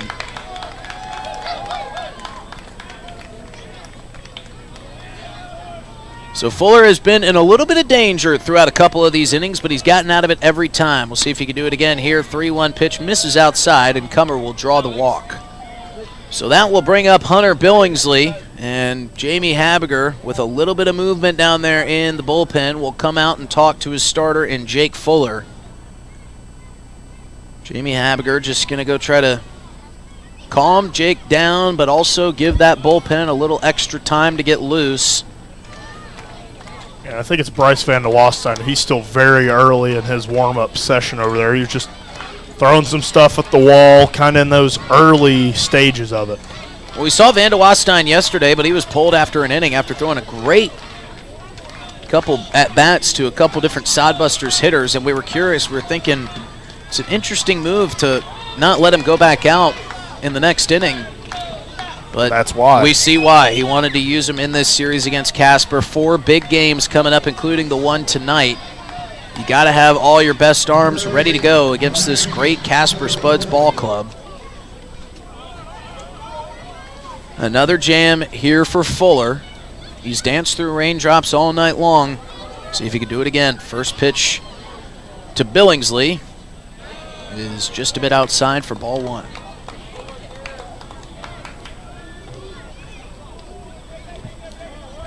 Couple of folks making their way down Capitol Avenue on some mopeds. They better hurry up. They're not wearing helmets. A foul ball could do some damage to those two, as this one's checked on Cummer over at first. He's back standing safely. Count is 1-0 to Billingsley. Fuller delivers in there for strike one. Count will be evened up at 1 apiece. Curious if you got to talk to Alex Sheets after his outing, as That one's fouled off. We saw Alex go out and pitch outstanding against the Bison. So well, we almost started wondering, hey, if the Zap are ever in a pinch and they need an extra arm in one of these long homestands, could you go? I'd be curious to hear his answer on that. I think he'd love to go. I question the legality if he could go. This is true. A good point made. Again, they didn't give us a rule book, though. Fuller delivers, and this one skied towards the left side of the infield, Farwell underneath it, and making the grab with the brand new glove. Jake Fuller continues to get into jams, but he continues to wiggle his way out. We head to the bottom of the 5th inning, still scoreless here at Hyde Stadium. Hey, it's your phone talking. Yeah, your phone. You know, that thing you're constantly picking up and poking around. Listen, when you're behind the wheel, would you please give me a break? You'll have plenty of time for your TikToks and, I don't know, texting your friends after you put it in park. Distracted driving, friend. No joke. One quick text or social media feed can cause a crash. And hey, I don't want any part of that. You got someplace to be. And trust me, I'll enjoy the downtime. Brought to you by the South Dakota Office of Highway Safety and its station. Dunes Golf is celebrating their 30th anniversary this summer. They look forward to seeing old friends and new acquaintances on the driving range and on the course throughout the summer. Play 9 or 18 holes. Pay by the round. Save with a punch card or become a member for unlimited play. Dunes Golf is a great location for group outings or a summer play day. Call 605-223-2525 or see golfdunes.com. Just 1 mile north of Fort Pierre on Highway 1806. Dunes Golf. Thinking of travel? Pierre Regional Airport offers nonstop flights from Pierre to Denver. From there, you can fly anywhere. Book to your destination and check bags through on United, Delta, or American Airlines. 1-hour flights on 50-passenger jets to Denver, then connecting to your destination. Save travel time and money, avoid the crowds, and free parking when you fly from Pierre Regional Airport. Skip the drive. Fly from Pierre Regional Airport. Looking for happenings in Central South Dakota? The Pierre Area Chamber of Commerce Community Calendar is your go-to for all the latest events. From entertainment to local benefits, community activities, and more, there's something for everyone. Email your event to contactchamber@pierre.org and it will be listed on the weekly calendar. To view the calendar, go to www.pierre.org. Let's celebrate together in the heart of South Dakota. The Pierre Area Chamber of Commerce, connecting our community one event at a time. Back here for the bottom of the 5th, Cade Queen pitching a gem right now. We'll see if the Zap can get to him in this one. The 5-6-7 do up Quinn Ludvigson, Gavin Frazier, and Mason Lang. And it is Jimmy Buffett night here at the ballpark. And we were just so lovingly gifted some cheeseburgers. I'll tell you what, every time I step in this broadcast booth, I'm in paradise. Some cheeseburgers in paradise. Oh, there we go. As Ludvigson chops one foul on the first pitch he sees from Cade Queen. Cade Queen has gone 4 innings of hitless baseball. I always have my best ideas after it's too late. We should have put that on the flyer. Cheeseburgers in paradise. What? Hey, we've still got Sunday. Hey, Sunday. So don't let that idea float too far away from you. Jimmy Buffett night here at Heinz Stadium. Here's the 0-1 to Ludvigson. That one runs high for ball 1. You know, Jimmy Buffett actually cameoed in some movies. I believe he was in the new Jurassic World movie with Chris Pratt.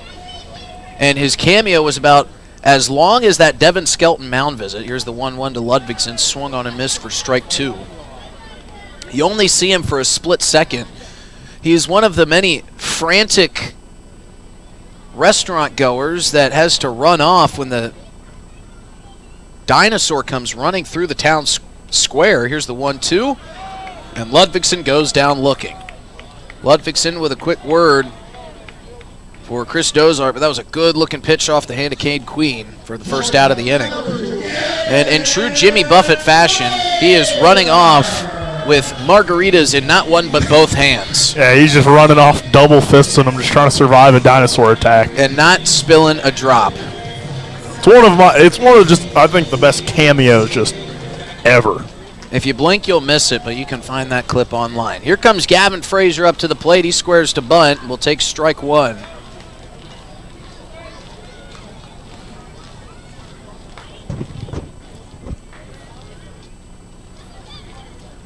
Frazier's aunt surprised him and gave us a beautiful rendition of the Star-Spangled Banner before the game today.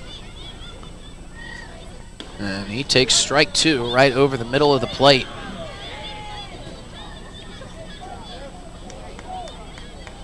A lot of zeros up on that board. We're here in the bottom of the 5th inning, no score and no hits for the Zap. They've had 2 base runners via walks. That's it. Check swing, fouled off by Frazier, and he is upset with himself. That ball was a little bit high in the zone, but he's protecting the plate on an 0-2 count. I think he was just upset that it glanced off the bat. Could have been ball 1. I don't know how he got to that one. But it's better than strike 3, my friend. Here comes the 0-2 yet again to Frazier. That one runs high. He didn't check his swing on that one. 1-2 is the count. 1 out. Again, nobody on. Mason Lang in the on-deck circle. One of the few guys in this league that bats gloveless, Mason Lang. Here's the 1-2 to Frazier. Ripped back our way, and that one's going to rattle around some seats. A couple of the few empty seats here at the ballpark tonight.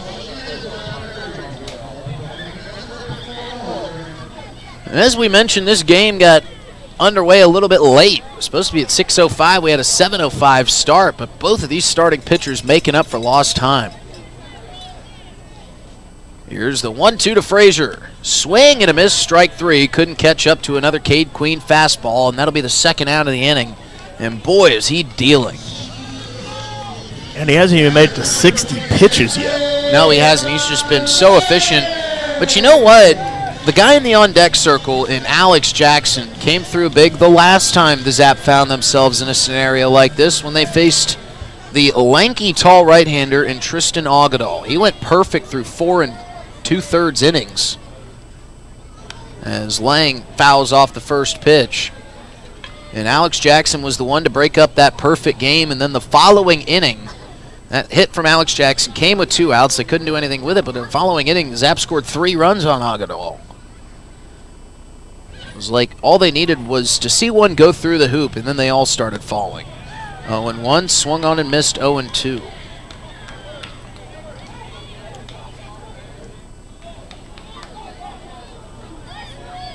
So we'll see if Lang can extend out this at-bat and get it to Alex Jackson. The 0-2 in the dirt, ball 1. A good take holding up on that one. Thought about offering, but able to hold himself back. You know, when Alex and Becca dreamt up Jimmy Buffett night and got all these margaritas, I'm curious if they just knew how many margaritas they were going to sell. Here's the 1-2. That's off the plate, ball 2. I mean, there are a lot of margarita plastic glasses out there in the stands here this evening. I hope there's some designated drivers out in the crowd. Well, maybe that's what that bus is for. Here's the 2-2 to Lang. Up high, ball 3, and Mason Lang goes from 0-2 to 3-2. We'll see if he can draw a 2-out walk. If you've followed us throughout the season, like many of our viewers and listeners have, you know that the Zap are deadly with 2 outs. Mason Lang just trying to keep it going. The payoff pitch. Up high, ball 4. What an at-bat by Mason Lang. He got behind 0-2, swung at a bad pitch on strike 2, but he was patient. Fouled off a few, took 4 balls, and hits down to first, and now gives way to Alex Jackson. Yeah, Lang got his money's worth there, and he draws the walk, but even more importantly, draws a lot of pitches out of Queen, maybe shorten his day a little bit. That would be nice. Alex's brother Zachary's got the phone out, hoping to capture. A big moment here is the first pitch from Queen to Jackson, misses outside for ball 1. At the 67th pitch of Queen's day. You know, it's really hard for a hitter to be patient, I'm sure, when you're getting no hit in the bottom of the 5th inning. Jackson takes strike 1, a good fastball from Queen. You probably feel, as batters continue to go down hitter after hitter, like you've got to be the guy to break through. And often you'll see some guys chasing some pitches they normally wouldn't. Here's the 1-1 to Jackson. That's in there for strike 2. Jackson thought that was a bit high.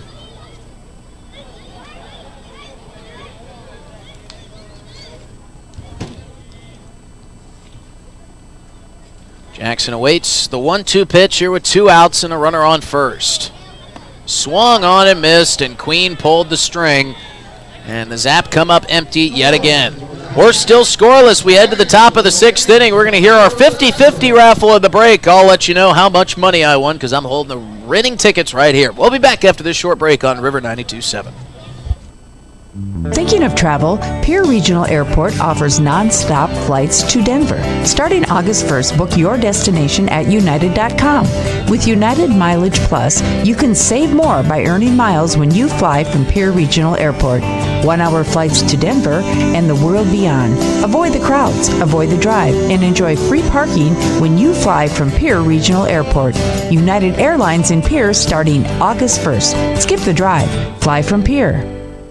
We're good at making excuses for things we don't want to do. I can't work late because my cat has a job interview. Unfortunately, we're also good at making excuses for things we shouldn't do, like driving drunk. There's nothing on the back roads but cows. The truth is, there's no good reason to drink and drive, not even if you stick to the back roads.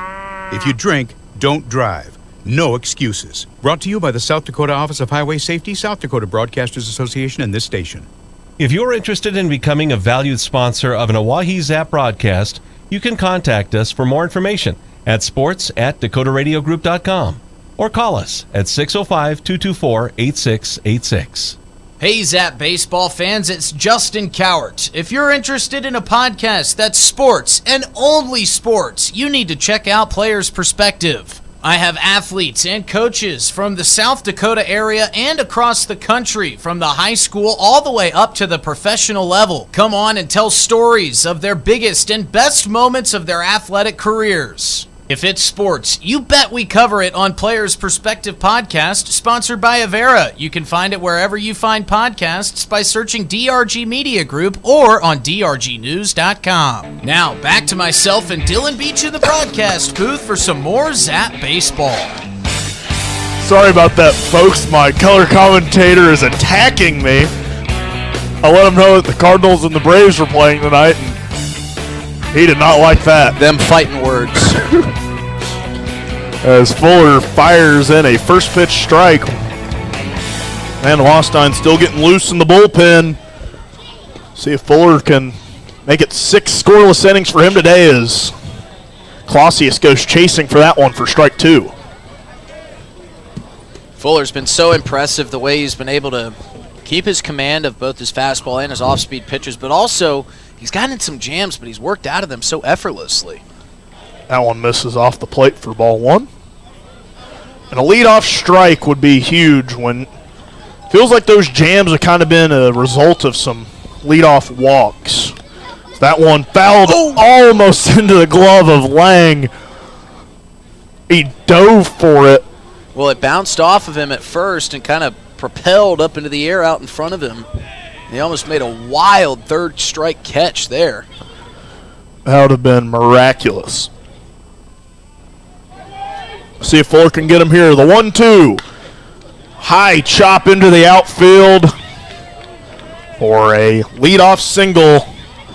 Was going to be a hard play. Baltimore chop into right. Golden Fields fires back in.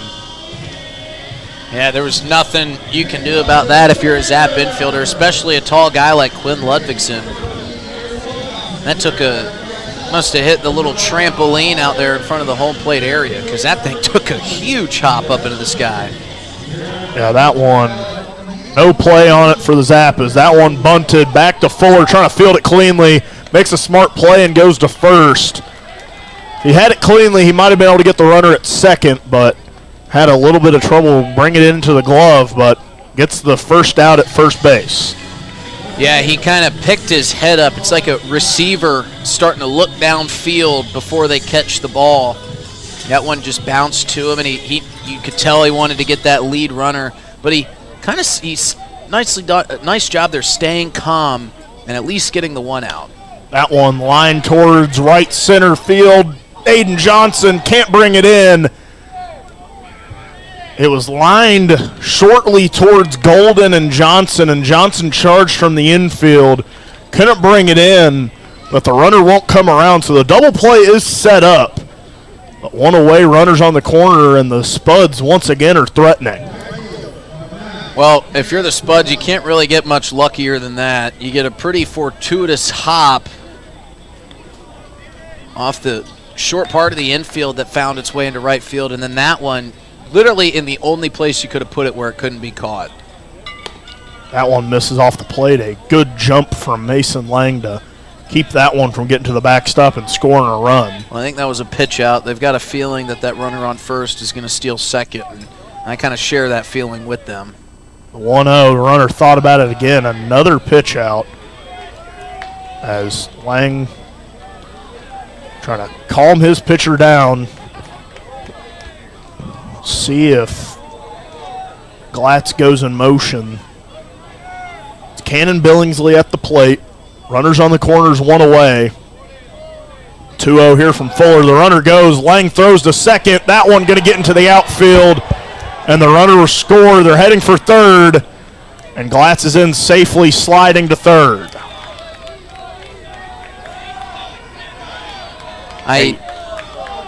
I never like the decision to throw down to second with a runner on third and only one or fewer outs. It is such a low percentage play, and it can often lead to things like we just saw there. So that one skied out of play for strike two.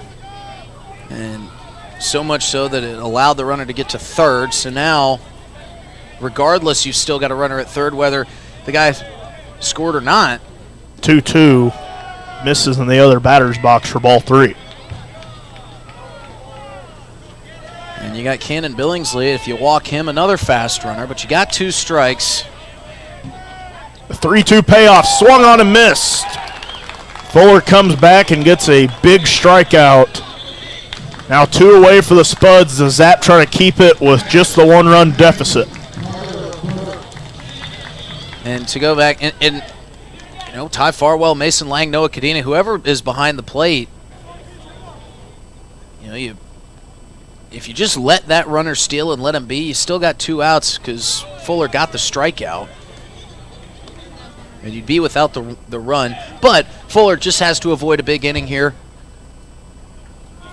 Got to score runs to win games. The 1-0 from Fuller, chopped into the plate for strike one.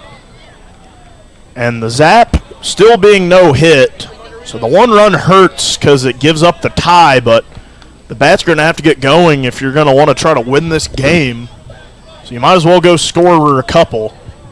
The 1-1 here from Fuller. That one skied towards left. Frazier settling under it. Shallow left field, making the play for the third out of the inning. So the Spuds strike first. They lead 1-0 heading to the bottom of the 6th. Hey, it's your phone talking. Yeah, your phone. You know, that thing you're constantly picking up and poking around. Listen, when you're behind the wheel, would you please give me a break? You'll have plenty of time for your TikToks and, I don't know, texting your friends after you put it in park. Distracted driving, friend. No joke. One quick text or social media feed can cause a crash. And hey, I don't want any part of that. You got someplace to be. And trust me, I'll enjoy it at downtime. Brought to you by the South Dakota Office of Highway Safety and its station.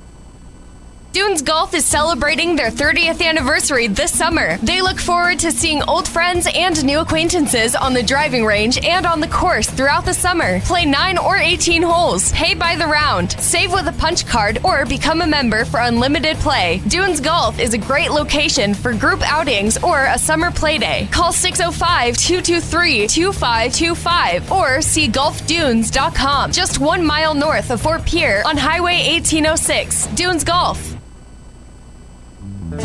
Thinking Thinking of travel? Pierre Regional Airport offers nonstop flights from Pierre to Denver. From there, you can fly anywhere.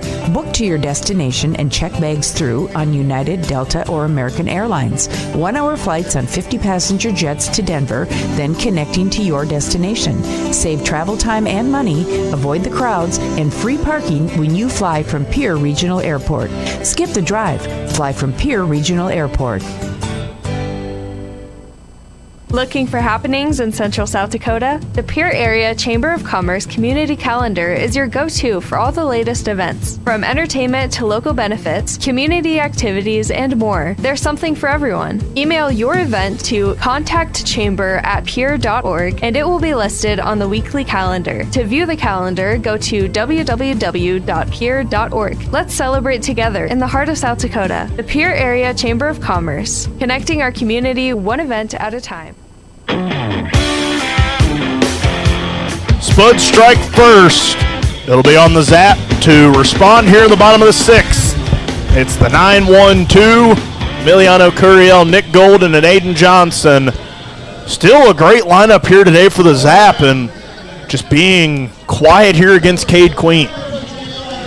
Yeah, and Cade Queen has just continued to deliver well. He hasn't really gotten himself in any jams. Has pitched a pretty clean game, I would say. Only 3 walks, no hits, and no runs.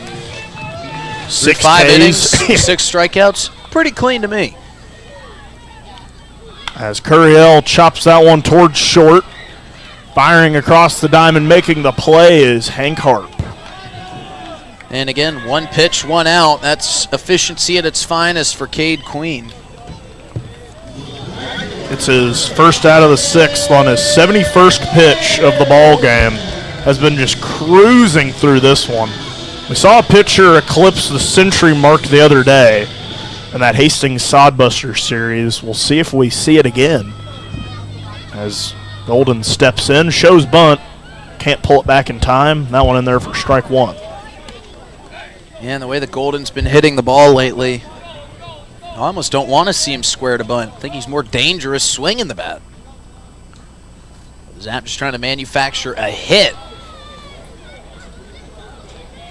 Golden awaits the 0-1, swings under it for strike 2.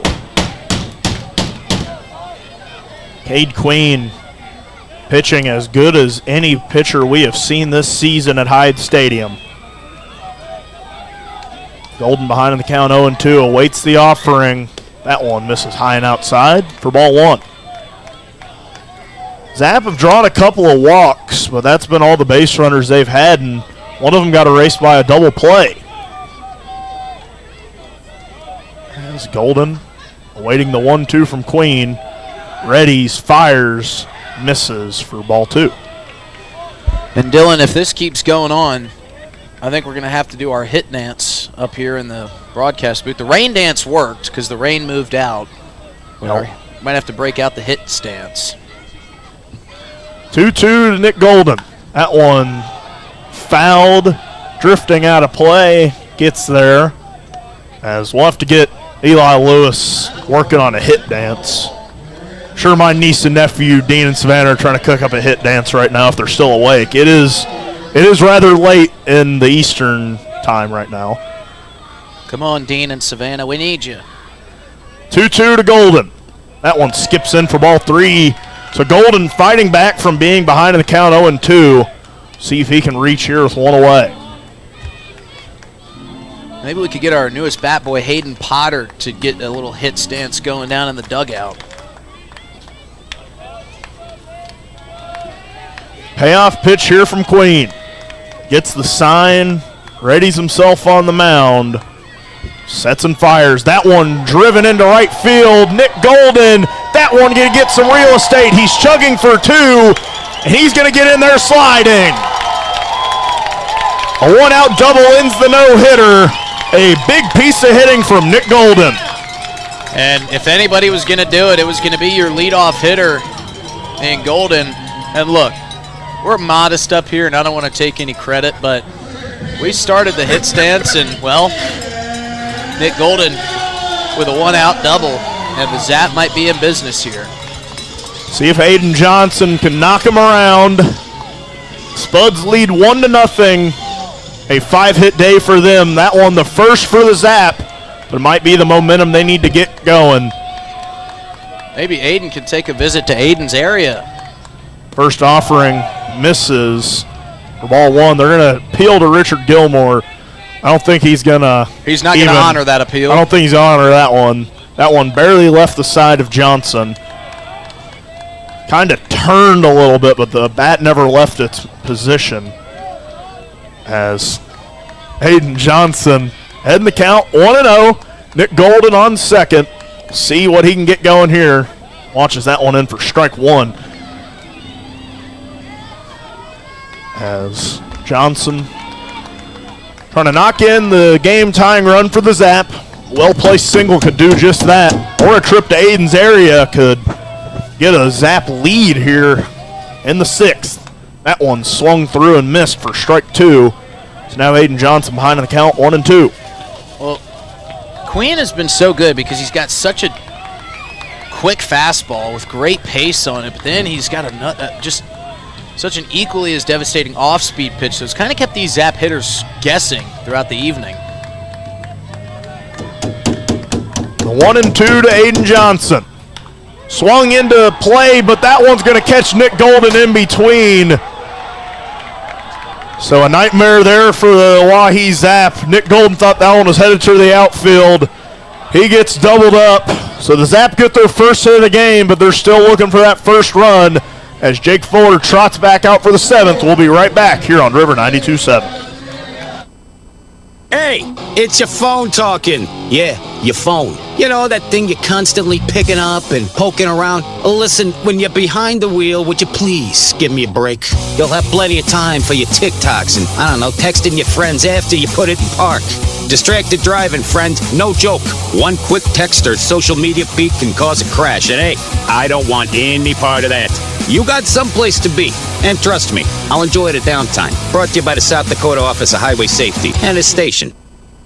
Dunes Golf is celebrating their 30th anniversary this summer. They look forward to seeing old friends and new acquaintances on the driving range and on the course throughout the summer. Play 9 or 18 holes. Pay by the round. Save with a punch card or become a member for unlimited play. Dunes Golf is a great location for group outings or a summer play day. Call 605-223-2525 or see golfdunes.com. Just 1 mile north of Fort Pierre on Highway 1806. Dunes Golf. Thinking of travel? Pierre Regional Airport offers nonstop flights from Pierre to Denver. From there, you can fly anywhere. Book to your destination and check bags through on United, Delta, or American Airlines. 1-hour flights on 50-passenger jets to Denver, then connecting to your destination. Save travel time and money, avoid the crowds, and free parking when you fly from Pierre Regional Airport. Skip the drive. Fly from Pierre Regional Airport. Looking for happenings in Central South Dakota? The Pierre Area Chamber of Commerce Community Calendar is your go-to for all the latest events. From entertainment to local benefits, community activities, and more, there's something for everyone. Email your event to contactchamber@pierre.org and it will be listed on the weekly calendar. To view the calendar, go to Jake Fuller back on the bump. We thought we www.pierre.org. might see a relief pitcher. And don't worry, we'll hear more from the Pierre Area Chamber of Commerce later, but he fires a first pitch strike. And he's ahead in the count. And that one swung on and missed. And look at that play by Chris Dozark. That one was fouled off by Trent Rucker. And it skipped off the shoulder of Mason Lang and right in between the bicep and the rib cage of Chris Dozark. And he trapped it. Made an outstanding catch there. 0-2 count for Fuller, and this one's popped up to the right side. Ludvigsen getting called off, and now he's going to take command and tell Aiden Johnson, I got this one, and it's the first out of the inning for the Zap. 3 pitches and the first out for Jake Fuller. And that's a good start here in the top of the 7th inning. 1-0 ball game here, Spuds lead. Zap got their first hit in the bottom of the 6th on a Nick Golden double. And Fuller, I guess, misses high on that one for ball one as we're back to the top of the lineup and Hank Harp. But that inning ended with Nick Golden getting doubled up on a line out to shortstop. This one ripped up the middle, and that's going to get down in front of Curiel for a base hit. So a good piece of hitting there from Hank Harp. gets the one-out single, and Theo Kummer comes up to the plate. And when you want to talk about playoff baseball, this feels just like it. I mean, yeah. A pitcher's duel out there, a 1-0 ball game, in which one team is just kind of controlling it all, but it can still change at any moment because it's just a 1-run lead. You know how things change? The sun has come out from behind the clouds here as Kummer takes ball one. 2 pitches that looked really good from Jake Fuller have been called balls. So it counts 1-0. Fuller delivers. Big swing and a miss. Kummer came through on that one one-handed. He swung so hard his left hand came off the bat, his bottom hand. And Alex Jackson has got to be maybe the most unpleasant player out there. He is just staring straight back into the sun. 1-1 runs up and in on Kummer, ball 2. So much so he's got his glove. He's got his sunglasses on, but he's got his glove when the pitch comes in, kind of up blocking that sunlight. And Fuller just eclipsed the century mark. So Fuller has reached 100 pitches. His 101st is strike 2.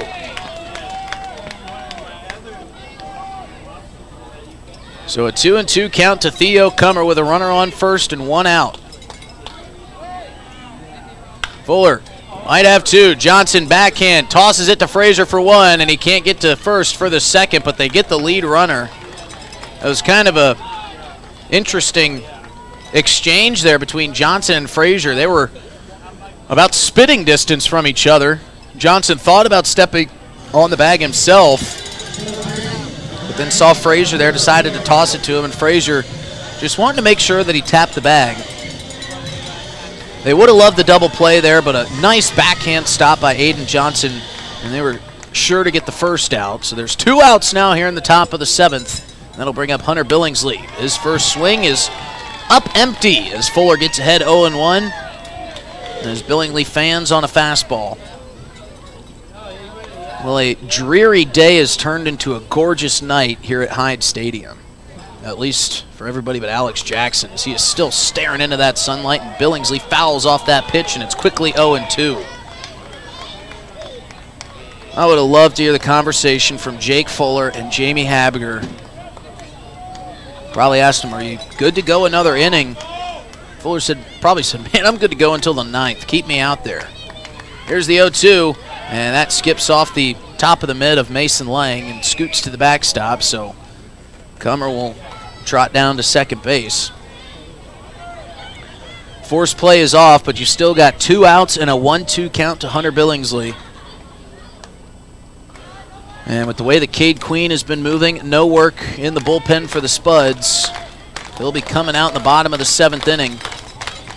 Got to get this out here. Have to keep it a 1-run game. He gets a chopper to Johnson. Johnson fields. Underhand toss to Ludvigsen, and Fuller gets out of the jam.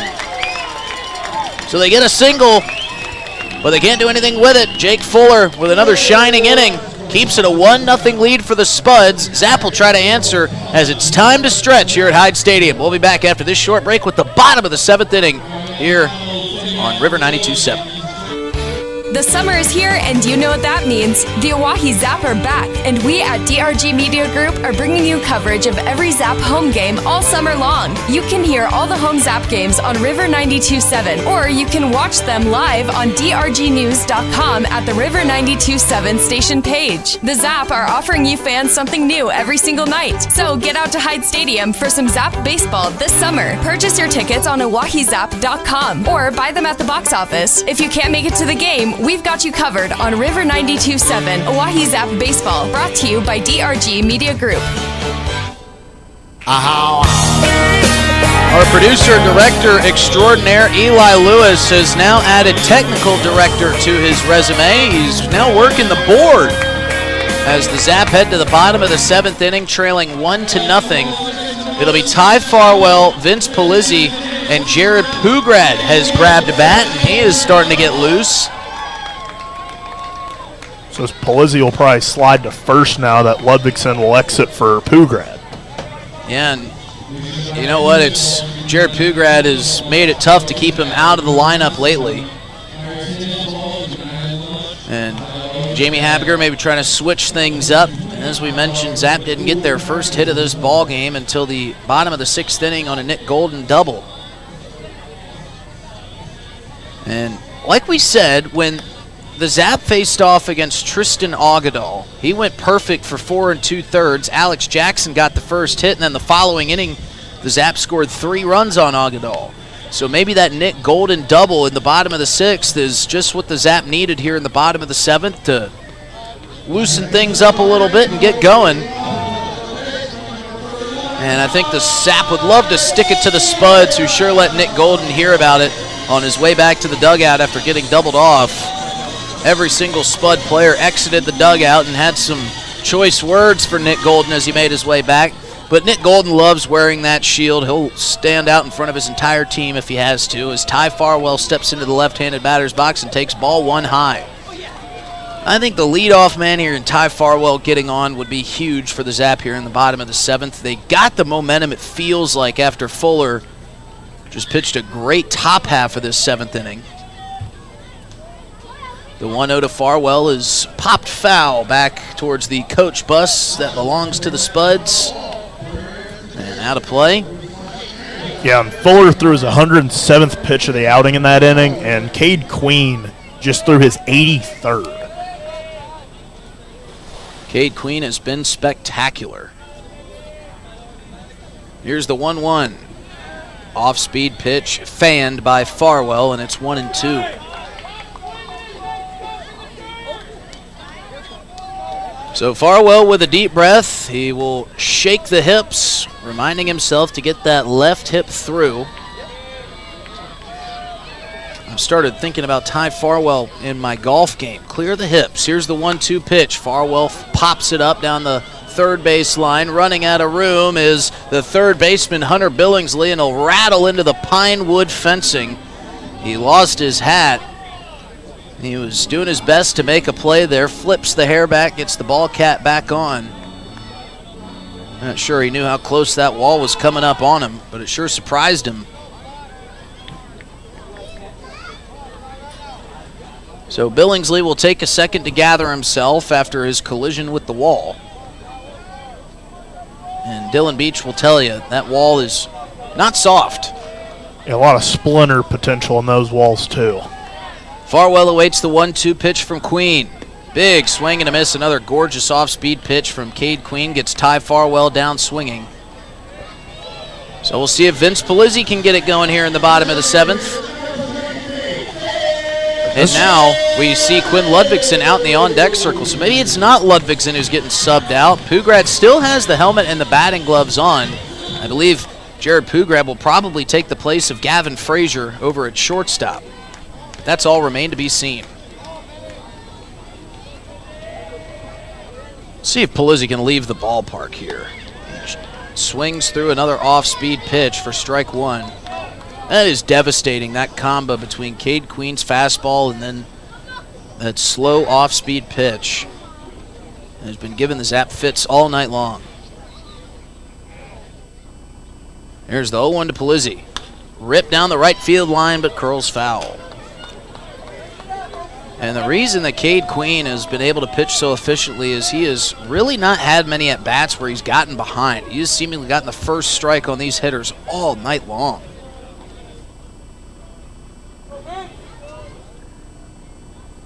Here's the 0-2 to Vince. Chop towards the shortstop. Backhand play by Harp. Got a fire on the move, and he got him by a step. Vince Polizzi was legging and chugging down the first base line, but Hank Harp with a good exchange gets the throw over there quickly. And Quinn Ludvigsen will be the final hope here for the Zap in the bottom of the 7th. And the Spuds, credit to Queen because he has pitched just an outstanding day, about as close as we've seen to perfect here at Hyde Stadium. But they have backed him up well defensively today. Some great infield exchanges from this team to really keep him safe when there was any sort of blemish. And there really haven't been many. First pitch to Ludvigsen runs high for ball 1. But as good as his defense has been, he's also made it pretty easy on them. As many hard hit balls as there have been, there's also been some routine plays made. Here's the 1-0 to Quinn, and that catches the top half of the strike zone for strike 1.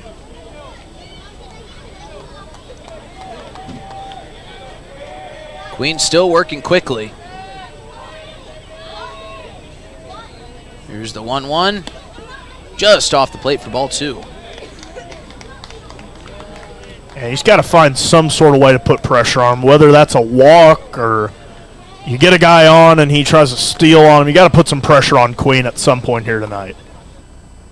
Ludvigsen will take ball 3 high, and, well, maybe Dylan Beach is putting it into motion. Ludvigsen ahead 3-1. Hitters count. At this point, a walk is as good as a hit.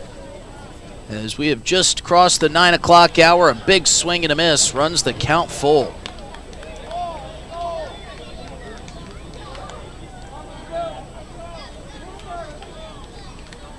Cade Queen delivers the 3-2 and another strikeout. Cade Queen says, "Don't stop me now," as he gets through 7 innings of one-hit baseball. We head to the top of the 8th. Spuds lead 1-0 here on a Friday night at Hyde Stadium.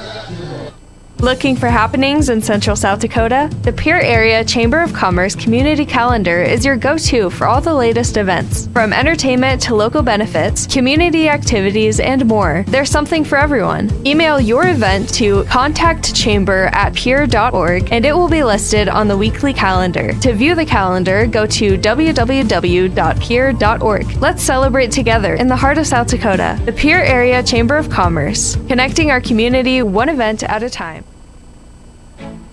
Doing a little spring cleaning at your house? I'm Val Keller, City of Pierre Solid Waste Manager, letting you know the City Supply Swap program can help. We'll recycle cleaning supplies, paint, and other household chemicals you don't want anymore. Plus, you're free to take any products other people dropped off for recycling. The swap program helps our customers and keeps things out of our landfill. Supplies we accept include stains and sealers, pesticides, pool chemicals, typical cleaning agents, as well as oil-based paint, latex paint, and spray paint. For additional information, call 605-773-7434. Again, that's 773-7434 for more information about recycling your household supplies and paint. Let the City of Pierre help you get your home and garage cleared out and cleaned up for the summer months. This public service message is brought to you by the radio stations of the DRG Media Group in Pierre. New pitcher on the bump for the Oahe Zap. It's Bryce Van de Wastein. See the lefty try to get set in here. Top of the 8th, a 1-run ball game, but it's been all Spuds so far in this one. The Zap just putting up 1 hit so far. It's been some excellent pitching from Jake Fuller to get out of some of those jams. But on a double steal attempt, the Spuds brought across their only run of the ball game as Fuller went over the century mark. I think that was the first time we saw a Zap pitcher do that this season, Justin. It was certainly here. I'm not sure about the road outings, but if you're the Zap offense, you would hate for Jake Fuller to have the kind of night that he did and not be able to. I mean, I know he's not in line for the win. He's in line for the loss, but he could be. With as good as he was tonight, you would hate to not come through for him offensively. And Bryce Van de Wastein, I think the perfect candidate to be brought in right now to try to keep the Spuds right where they're at. Fuller gave up that 1 run, and it went in the scorebook as an unearned run on Game Changer, according to Katie Acosta. So we'll see if Van de Wastein can keep it where it is. 4-5-6 for the Spuds as he sets and fires to Clausius. Misses low for ball 1. It's Cody Clausius, Caden Wilcox, and Sean Glatz.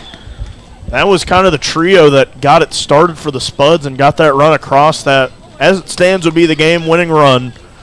Queen has been dealing, but that pitch count is getting high as Mason Lang has a few words here for Bryce Van de Wastein.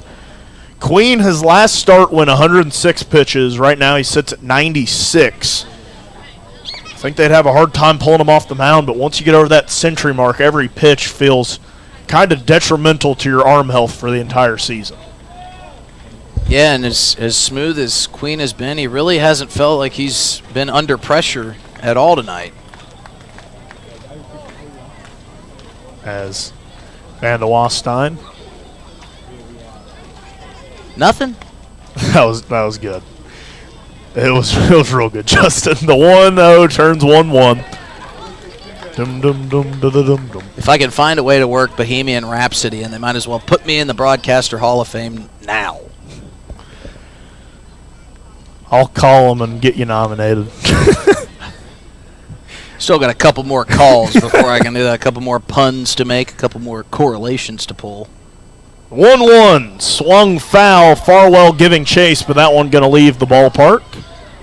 So Van de Wastein now ahead in the count 1-2 to Clausius. And, these kids will do just about anything to get that free slushy and trading card. We've seen them run out into oncoming traffic on Capitol Avenue. We've seen them just about climb these grates, and they've even fashioned a little escape route over near that fence. Van de Wastein, the 1-2, fouled back that same way. Those kids are going to have to exit the ballpark once again. Not sure if many of them made it back in. They're over there in the grass field, and that's where what I'm assuming will be the Spud closer is getting stretched right now. And he's dealing with a bunch of fourth graders. Let him have it, kids. The 1-2 fouled back. 3 foul balls all towards that general vicinity of Capitol Avenue. So we'll see if Van de Wastein can get the strikeout here on third straight 1-2 offering.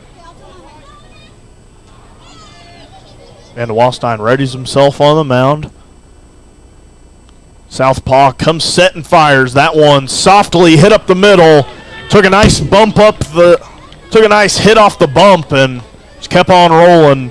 Van de Wastein getting out of the way of that one. So a leadoff single for Cody Clausius. Yeah, and that's tough for Bryce. Just getting ahead 1-2. He fouled off a couple good pitches there, did Clausius.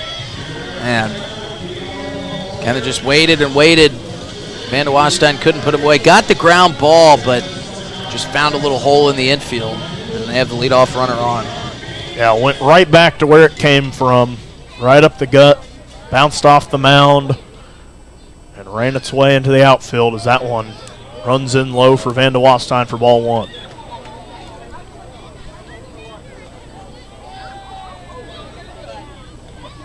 Clausius stands on first, nobody away. Spuds lead the Zap 1-0. Sorry. As Van de Wastein trying to keep this deficit where it's at. Checks on the runner over at first. Trying to keep Clausius honest. He's got Wilcox at the plate. Glatz in the on-deck circle. Which aren't out today because they got absolutely drenched in this downpour that we had earlier at the ballpark. And the Wastein checking on that runner. Sets, fires. Misses inside at the hands for ball 2. And the good news for Alex Jackson, that sun has set, so he's not staring right back into a big ray of sunshine. Not having to use his glove to shield his face. Yeah, just a little bit of sunshine out there in left field remains, as it's turned into a beautiful night after the weather we had earlier. 2-0 from Van de Wastein. Swung, driven towards left. That one's certainly going to get down. Jackson giving chase, going to have to relay this one back in quickly. The runner chugging for third, stops. But a double with nobody away for Caden Wilcox. Once again, the Spuds threatening here early in the inning. Yeah, that was a good swing there. Really just powered it into that left field corner. Dangerous spot. I think the Spuds probably read their scouting report knowing not to run on Alex Jackson. And already some movement down there in the Zap bullpen.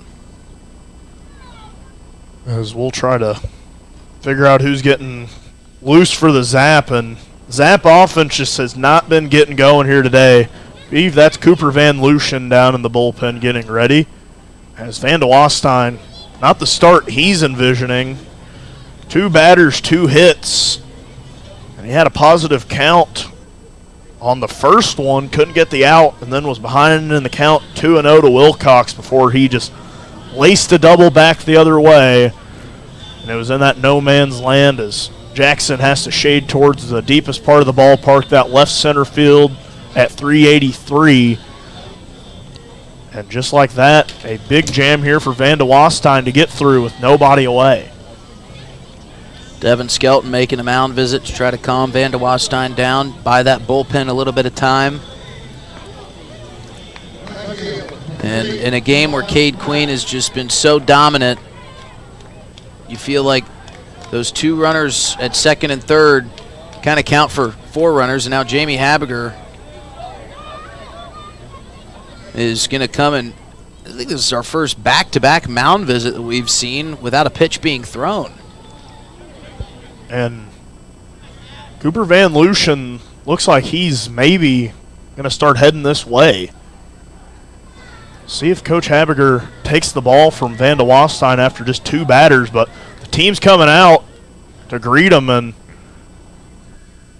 we're still going to see this mound visit as Cooper Van Lucian trots towards the mound. One of the more peculiar things we've seen at the ballpark this year, back-to-back mound visits. Maybe just to buy some time. And Cooper Van Lucian going to enter the game for Bryce Van de Wastein. As we'll head to break, we'll let Cooper throw his warm-up pitches. Van de Wastein exits. We'll be right back here after this quick break here on River 92.7 and the Oahe Zap YouTube.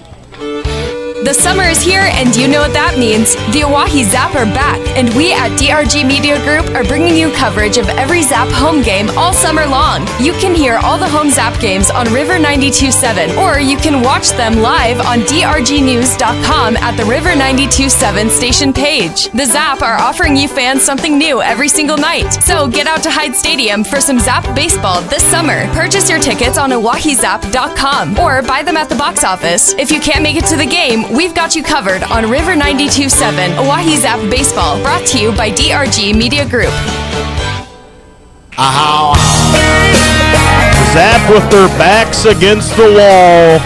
Cooper Van Lucian coming in after a quick outing from Bryce Van de Wastein.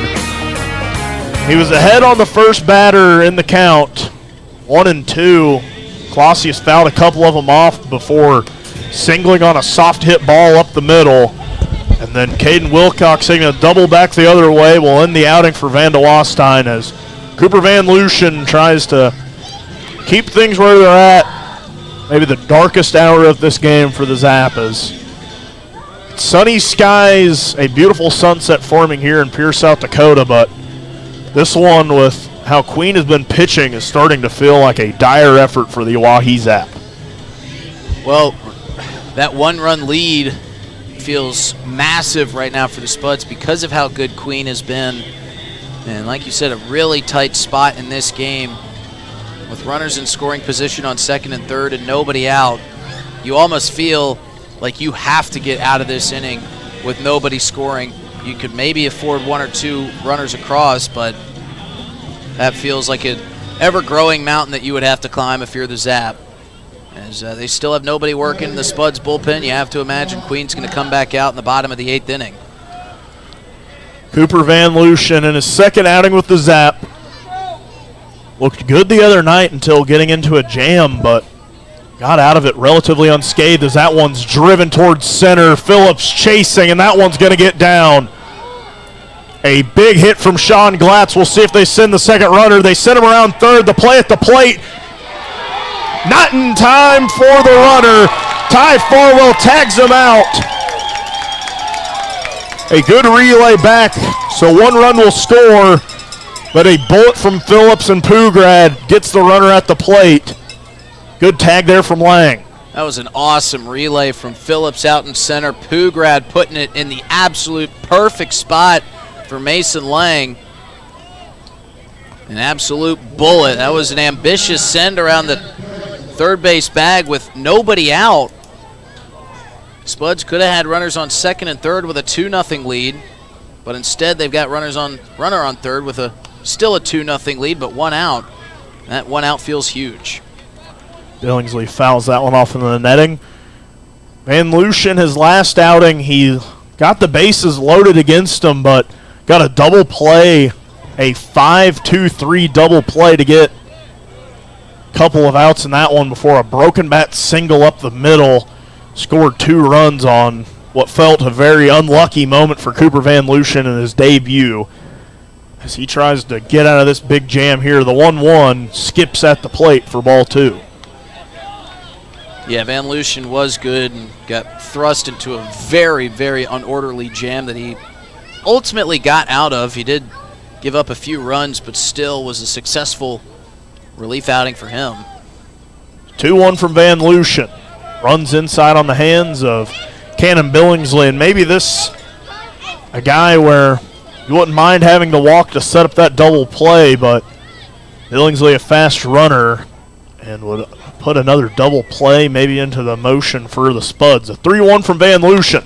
Swung, driven into left. Jackson playing in shallow. That one not going to get into the glove of Jackson. We were waiting to see if he could bring it in. He was playing so shallow. He was pinwheeling, tried to bring it in. But the Zap playing shallow, trying to gun the runner at the plate. So that will be a nightmare hit to reach for the Spuds as it gives them a 3-0 lead. Yeah, Jackson playing very, very shallow on that. Almost made a spectacular grab. It looked like as he was running backwards, looking over his left shoulder, at first it looked like he made the catch. We saw the ball pop out of his glove, but it still hadn't touched grass yet. Thought he might be able to catch it on kind of that second bounce. So another run comes across for the Spuds. Burt takes strike one there. On a 3-1 count, that one feels like a nightmare, not only because if you walk a guy, the runner's still on third and you have that double play. But now you have Billingsley at second, still just one away in this inning. Van Lucian comes set. That one swung foul from Burt. So Van Lucian a strike away from getting another crucial out here. And if you're the Zap, it's crucial you keep this damage control. You're only down 3. You've still got 2 frames to hit. You're probably only going to see Cade Queen for one of those 2 frames. So just keep your head up, keep playing good defense, and give your offense a chance. The 0-2 from Van Lucian. Runs in on Burt. He swung through it and it hit him. I think they're going to say he fouled it off. Well, he did, and he was kind of trying to protect himself from that ball coming in and catch him on the chin. And in all-in-one motion, him protecting himself, the bat got in the way of the ball, and it ended up being a foul. So we'll see another 0-2 here from Van Lucian to Burt. Burt, tall right-hander, trying to stay alive. That one down the middle, misses for ball 1. That one looked pretty good to me. Yeah, it looks good to the whole Zap dugout, too. Might see a replay of Devin Skelton and Jason Seitz here in a moment. Van Lucian sets the 1-2. That one drops low for ball 2. So now the count even at 2 apiece. Zap trying to keep this one reasonable. The bats haven't been rolling all game. Well, your offense has been so hot coming into this game. All it would take would be one big inning, and you're still in this. Only trailing by 3. 1 away, runner on second. A 2-2 count for Van Lucian to Burt. So he's trying to agree on a sign with his catcher, Mason Lang. Finally gets one he likes. 2-2 from Van Lucian. Swung on and missed for strike 3. A massive strikeout for the newest Zap member, Cooper Van Lucian. Sure was. Now you've got 2 outs. You don't have to worry about the runner on second so much. And like we said, keep this where it's at. Don't let this thing get too far out of reach. Give your offense an opportunity to not have to really climb a huge ladder to get back in this game. Still have 6 outs to play with for the Zap. Van Lucian comes set, misses for ball 1 to Trent Rucker. The thing, the Zap have been red hot on offense in just about every game going back to the last time they faced the Spuds. Only real blemish that Prospects game as that one fouled over the grandstand. On what was an ugly day for about 3 or 4 hours before the ball game has turned into a just beautiful sunset here in Pierre, South Dakota. A nice reddish hue off in the sky. Van Lucian checking on that runner at second. The 1-1 misses for ball 2. That one got away from Lang, but the runner, Cannon Billingsley, is kind of caught in between. Yeah, I think he was blocked by Van Lucian, by Lang, and by Chris Dozark. So he had 3 bodies in the way. He wasn't able to tell how far away from Lang it got. So the runner stays at second. Van Lucian behind in the count, 2-1. Gets the sign, sets, fires. That one softly hit. That one bounces off Van Lucian. He's racing. Gonna have to toss to Ludvigsen. Gets it there in time. So an assist off the leg of Van Lucian gets the 3rd out. The Zap trail 3-0. We'll see if the Bats wake up here in the bottom of the 8th. Hey, it's your phone talking. Yeah, your phone. You know, that thing you're constantly picking up and poking around. Listen, when you're behind the wheel, would you please give me a break? You'll have plenty of time for your TikToks and, I don't know, texting your friends after you put it in park. Distracted driving, friend, no joke. One quick text or social media feed can cause a crash, and hey, I don't want any part of that. You got someplace to be, and trust me, I'll enjoy the downtime. Brought to you by the South Dakota Office of Highway Safety and its station. Dunes Golf is celebrating their 30th anniversary this summer. They look forward to seeing old friends and new acquaintances on the driving range and on the course throughout the summer. Play 9 or 18 holes, pay by the round, save with a punch card, or become a member for unlimited play. Dunes Golf is a great location for group outings or a summer play day. Call 605-223-2525 or see golfdunes.com. Just 1 mile north of Fort Pierre on Highway 1806. Dunes Golf. Thinking of travel? Pierre Regional Airport offers nonstop flights from Pierre to Denver. From there, you can fly anywhere. Book to your destination and check bags through on United, Delta, or American Airlines. 1-hour flights on 50-passenger jets to Denver, then connecting to your destination. Save travel time and money, avoid the crowds, and free parking when you fly from Pierre Regional Airport. Skip the drive. Fly from Pierre Regional Airport. Looking for happenings in Central South Dakota? The Pierre Area Chamber of Commerce Community Calendar is your go-to for all the latest events. From entertainment to local benefits, community activities, and more, there's something for everyone. Email your event to contactchamber@pierre.org and it will be listed on the weekly calendar. To view the calendar, go to www.pierre.org. Let's celebrate together in the heart of South Dakota. The Pierre Area Chamber of Commerce, connecting our community one event at a time. The 6, 7, 8 leading things off for the Oahe Zap. Part of the lineup that Justin highlighted during the pregame as a part that could maybe be slid up to the top of the lineup. It was Gavin Frazier in the 6 hole to start. Now Jared Pugrad subbing in. Then it'll be Mason Lang and Alex Jackson. I think Alex Jackson maybe subbing out too for Jake Daly as he's grabbed a bat. First offering to Pugrad, misses low for ball 1. Yeah, maybe for this Zap lineup, a different look in the batter's box with Jared Pugrad, a guy who's good at getting on pitches early. Maybe he can deliver that spark that the Zap need. You'd love to get the leadoff runner here and just start kind of manufacturing some base hits and maybe some runs. Pugrad skies that one into center field. 3 Spuds converging. Center fielder calls them all off. A good play there from Trent Rucker. Yeah, it was dangerous looking plays. Cannon Billingsley and Trent Rucker were converging on each other. And Rucker didn't necessarily call him off. He just kind of cut in front of him and stuck his glove in front of Billingsley to make the play. I said that one's mine. And records the first out of the 8th. Zap 5 outs to work with to erase this 3-0 lead. Is Mason Lang going to send that one back up the middle? Just what the doctor ordered. A 1-out single for Mason Lang, and the Zap have another base runner on. And with that, some movement in the Spuds bullpen. As they've got an arm up and working. Looks like that might be Matthew Ramos down there getting loose for the Spuds. Zap would love to run Cade Queen out of here in the bottom of the 8th rather than maybe give them the option to give him a go in the bottom of the 9th. He's at 100 pitches.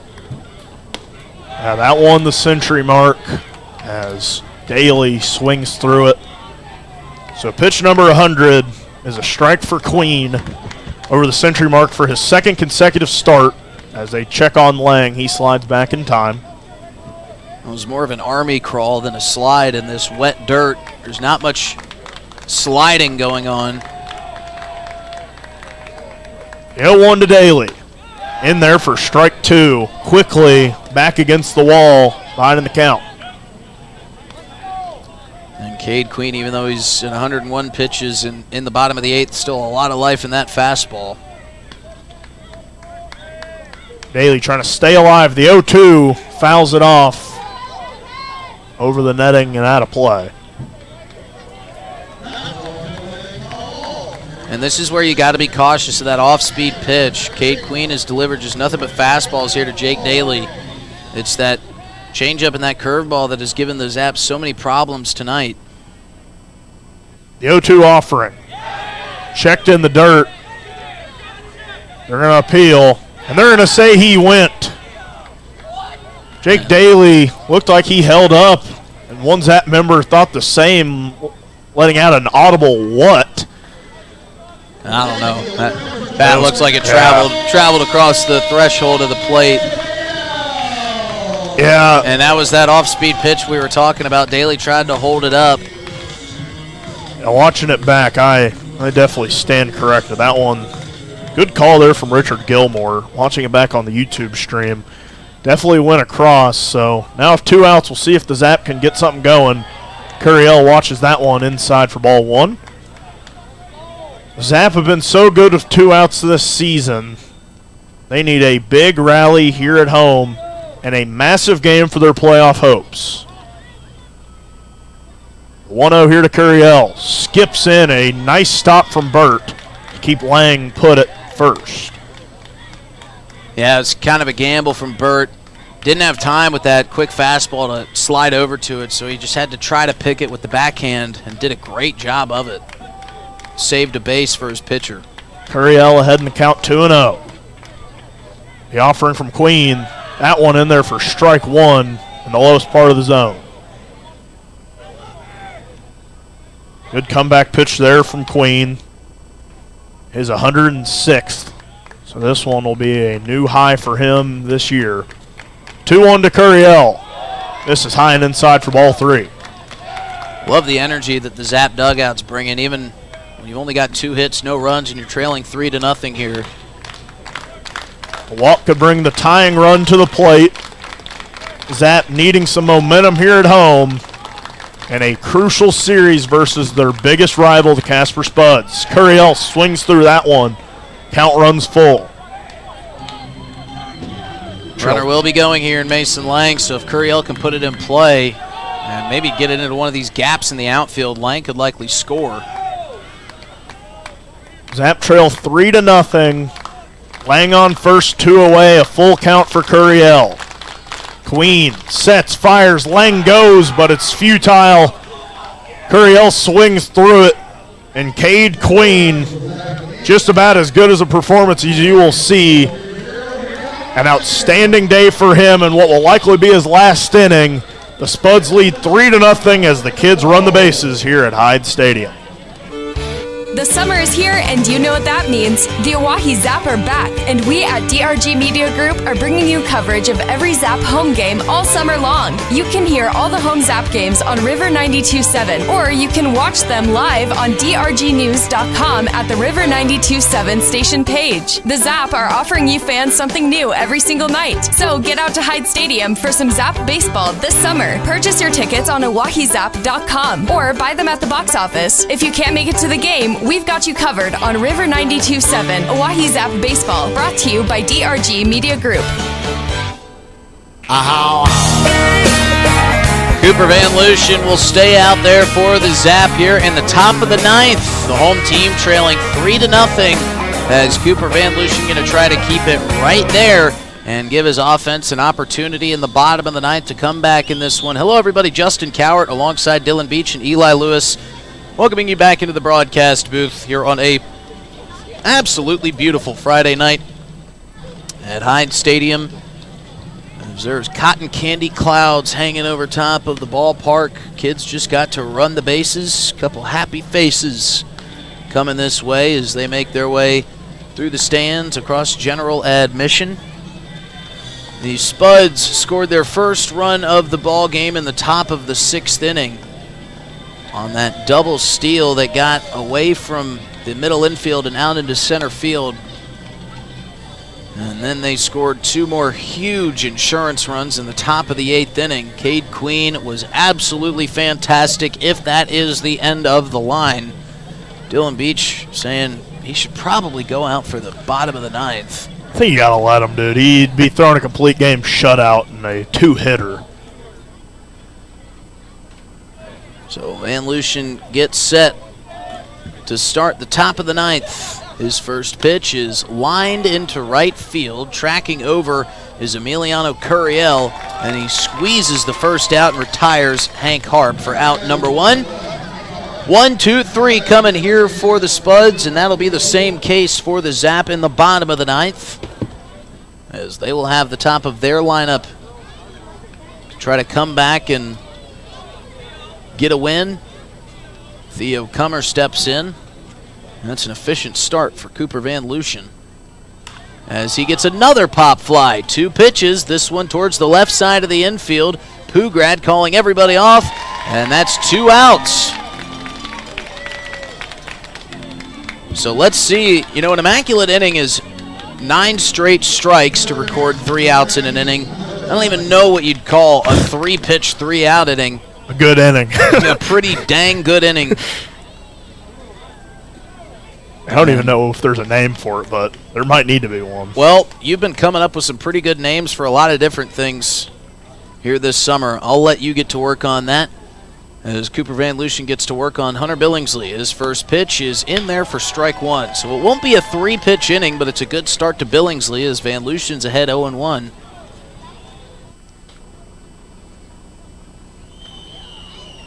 Van Lucian works out of the stretch. Even with nobody on, he misses outside for ball 1. It's pretty customary to see a guy with bases empty to work out of the windup, but some prefer to work out of the stretch. Here's the 1-1. In there for strike 2. Billingsley checked his swing and held up, but it was a strike regardless. And now Van Lucian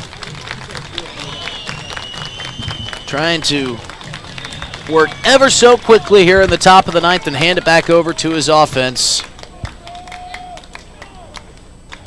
Long look into Mason Lang for the pitch. And the 1-2 is lifted towards right. Curiel back towards the warning track, and he has got it for the 3rd out. So Cooper Van Lucian does his job. It's time for the Oahe Zap offense to do theirs. We head to the bottom of the 9th inning. Zap trailing 3-0 here at Hyde Stadium. Looking for happenings in Central South Dakota? The Pierre Area Chamber of Commerce Community Calendar is your go-to for all the latest events. From entertainment to local benefits, community activities, and more, there's something for everyone. Email your event to contactchamber@pierre.org and it will be listed on the weekly calendar. To view the calendar, go to www.pierre.org. Let's celebrate together in the heart of South Dakota. The Pierre Area Chamber of Commerce, connecting our community one event at a time. Doing a little spring cleaning at your house? I'm Val Keller, City of Pierre's Solid Waste Manager, letting you know the City Supply Swap program can help. We'll recycle cleaning supplies, paint, and other household chemicals you don't want anymore. Plus, you're free to take any products other people dropped off for recycling. The swap program helps our customers and keeps things out of our landfill. Supplies we accept include stains and sealers, pesticides, pool chemicals, typical cleaning agents, as well as oil-based paint, latex paint, and spray paint. For additional information, call 605-773-7434. Again, that's 773-7434 for more information about recycling your household supplies and paint. Let the City of Pierre help you get your home and garage cleared out and cleaned up for the summer months. This public service message is brought to you by the radio stations of the DRG Media Group in Pierre. 3 outs remaining for the Zap here in the bottom of the 9th. They need 3 runs to tie. 4 will win it in a huge Game 1 of this 4-game series which will almost certainly paint the playoff picture once it's all said and done, as it will be 1, 2, and 3 here in the bottom of the ninth for the Zap. The new pitcher on the mound for the Spuds is Matthew Ramos. He had an elongated warm-up session down in the Spuds bullpen. And we'll see if the Zap can get to him. Got to be patient, but you also got to find your way on base. Ramos with a little bit less life in his fastball and a little bit less bite in his off-speed pitches than Cade Queen showed. And a series that is so important to the Zap, equally as important to the Spuds. And they have got to be thrilled with the outing that they got from Cade Queen. Zap only able to tally 2 hits against Queen. And we get another new batter coming up to the plate. It's Andrew Phillips, who will lead up things off here in the bottom of the ninth. See if he can get something started here for the Zap. A fast runner, you'd love to have him on and put some pressure on the new pitcher. So Ramos, a right-hander, also works out of the stretch with nobody on. He will face Phillips. And his first offering, Phillips squares to bunt, but pulls it back and takes ball 1. And everybody up in that Zap dugout and everybody kind of down towards the left side entrance. A lot of room and down that left field line for Phillips if he could push one the other way. Here's the 1-0 pitch inside for ball 2.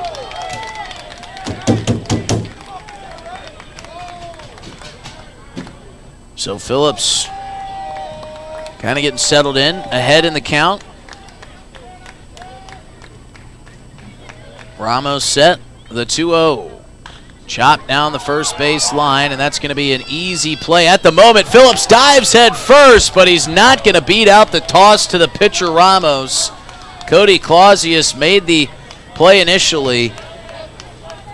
And it looked like Clausius was going to try to leg it out to first, but he had Ramos covering, and Andrew Phillips leaving it all out there on the field, diving for the bag. And a bang-bang play goes the direction of the Spuds.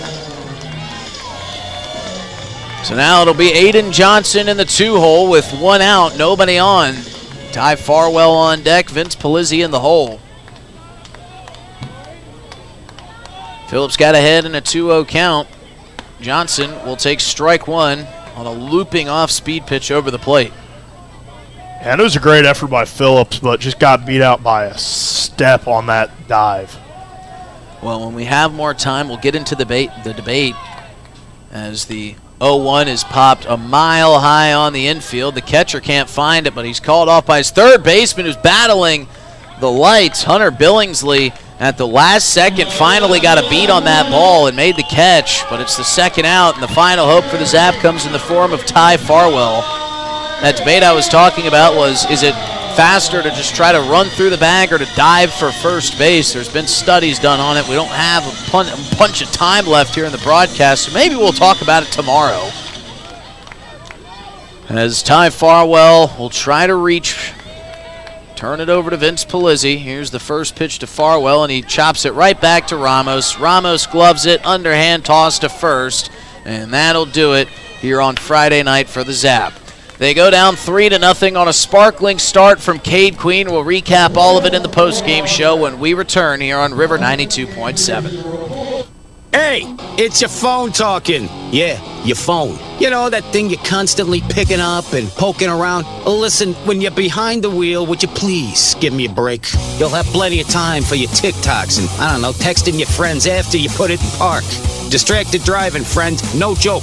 One quick text or social media feed can cause a crash. And hey, I don't want any part of that. You got someplace to be. And trust me, I'll enjoy the downtime. Brought to you by the South Dakota Office of Highway Safety and its station. Dunes Golf is celebrating their 30th anniversary this summer. They look forward to seeing old friends and new acquaintances on the driving range and on the course throughout the summer. Play 9 or 18 holes. Pay by the round. Save with a punch card or become a member for unlimited play. Dunes Golf is a great location for group outings or a summer play day. Call 605-223-2525 or see golfdunes.com. Just 1 mile north of Fort Pierre on Highway 1806. Dunes Golf. Thinking Thinking of travel? Pierre Regional Airport offers nonstop flights from Pierre to Denver. From there, you can fly anywhere. Book to your destination and check bags through on United, Delta, or American Airlines. 1-hour flights on 50-passenger jets to Denver, then connecting to your destination. Save travel time and money, avoid the crowds, and free parking when you fly from Pierre Regional Airport. Skip the drive. Fly from Pierre Regional Airport. Looking for happenings in Central South Dakota? The Pierre Area Chamber of Commerce Community Calendar is your go-to for all the latest events. From entertainment to local benefits, community activities, and more, there's something for everyone. Email your event to contactchamber@pierre.org and it will be listed on the weekly calendar. To view the calendar, go to www.pierre.org. Let's celebrate together in the heart of South Dakota. The Pierre Area Chamber of Commerce, connecting our community one event at a time. Zap fall here on Friday night in Game 1 of this 4-game series against the Casper Spuds. Final score 3-0, 10 hits, 3 runs for the Spuds, only 2 hits, no runs for the Zap, 2 errors for the Zap as well. Hello everybody, I'm Justin Cowart alongside Dylan Beach and Eli Lewis, welcoming you back into the broadcast booth as we wrap things up here. Game got started a little bit late, but Cade Queen and Jake Fuller surely worked quickly to try to make up for lost time. Cade Queen was absolutely outstanding tonight. 109 pitches, only allows 2 hits, no runs, and he gets the win. And if you're the Zap, other than trying to come up with something, pull out like the hit dance like we did to get Nick Golden on the base paths, really nothing you could do against Cade Queen tonight. He was outstanding, Dylan. Yeah, and in a must-win series for both of these teams, giving the Spuds now a 1-game advantage in the playoff leg. I mean, that is as good of a performance as you can ask for. I mean, he was just about perfect for a majority of this game, and you just got to tip your cap to him if you're a Zap player, but you have got to bounce back in the rest of these games, because if you lose this series, you lose just about a majority of your playoff hopes for the rest of the year. And he was special tonight, was Cade Queen, and hopefully the Zap offense will come back tomorrow reared up and ready to go. We will have the coverage for you tomorrow night beginning at 5:55 here on River 92.7, barring any weather coming through. First pitch is scheduled for 6:05. Any final thoughts, Dylan, before we wrap things up here tonight and get ready for Game 2 tomorrow? Yeah, it was just not a great offensive performance for the Zap. Your pitchers kept you in it for a while, but even that 1-run lead felt insurmountable with Queen on the mound. You have got to be able to strike first tomorrow and build some sort of momentum, because at worst, you cannot afford to lose this series. You've got to be able to at least split this one. Crucial that the Zap even things up tomorrow, and as good as Cade Queen was, Jake Fuller was pretty good as well. It's tough to kind of compare him to what Cade Queen did tonight, but man, you got to tip your cap to Jake Fuller as well, because he single-handedly kept the Zap in this thing, as he kept the Spuds scoreless until the top of the 6th inning. Spuds would score their first run in the top of the 6th. They'd score 2 more runs in the top of the 8th, and the Zap could not answer, but Jake Fuller did everything that he could, and he was really special as well. Yeah, he was pretty outstanding today as well, and his third start with the Zap, by far the best opponent he's faced as well, too, and it was a very commendable start that will likely be lost to kind of the fabric of time, because your opposing pitcher threw a gem as well, and you don't get the win, but man, you got to be able to hang your hat on if that performance for Fuller, be like, man, I just didn't get the support I needed to kind of go win that one tonight. Well, folks, you're going to want to make your way to Hyde Stadium tomorrow night. It's Chislick night at the ballpark, but if you can't, you can join us on River 92.7 and also streaming live on the Oahe Zap YouTube and drgnews.com at the River 92.7 station page. Well, we want to thank all of our sponsors who made broadcasting Zap Baseball possible here tonight at the Pierre Area Chamber of Commerce, at Dunes Golf Country Club, quality at public course prices. Go have a day at the Dunes, also at the Pierre Regional Airport, and for Venture Communications, sponsoring our first inning Fiber Fact. For Eli Lewis, for Dylan Beach, I'm Justin Cowart saying so long on this Friday night. One final time from the scoreboard. 3-0 Spuds get the win. Zap will try to rewrite the ship tomorrow night with coverage beginning at 5:55. First pitch at 6:05. We'll see you tomorrow night right here on River 92.7 for Game 2 of this series between the Casper Spuds and the Oahe Zap. We'll see you tomorrow night, folks. This broadcast of Oahe Zap Baseball was brought to you by DRG Media Group and its sponsors. The next home Zap game will be broadcast right here on River 92.7 and drgnews.com. Thanks for tuning in.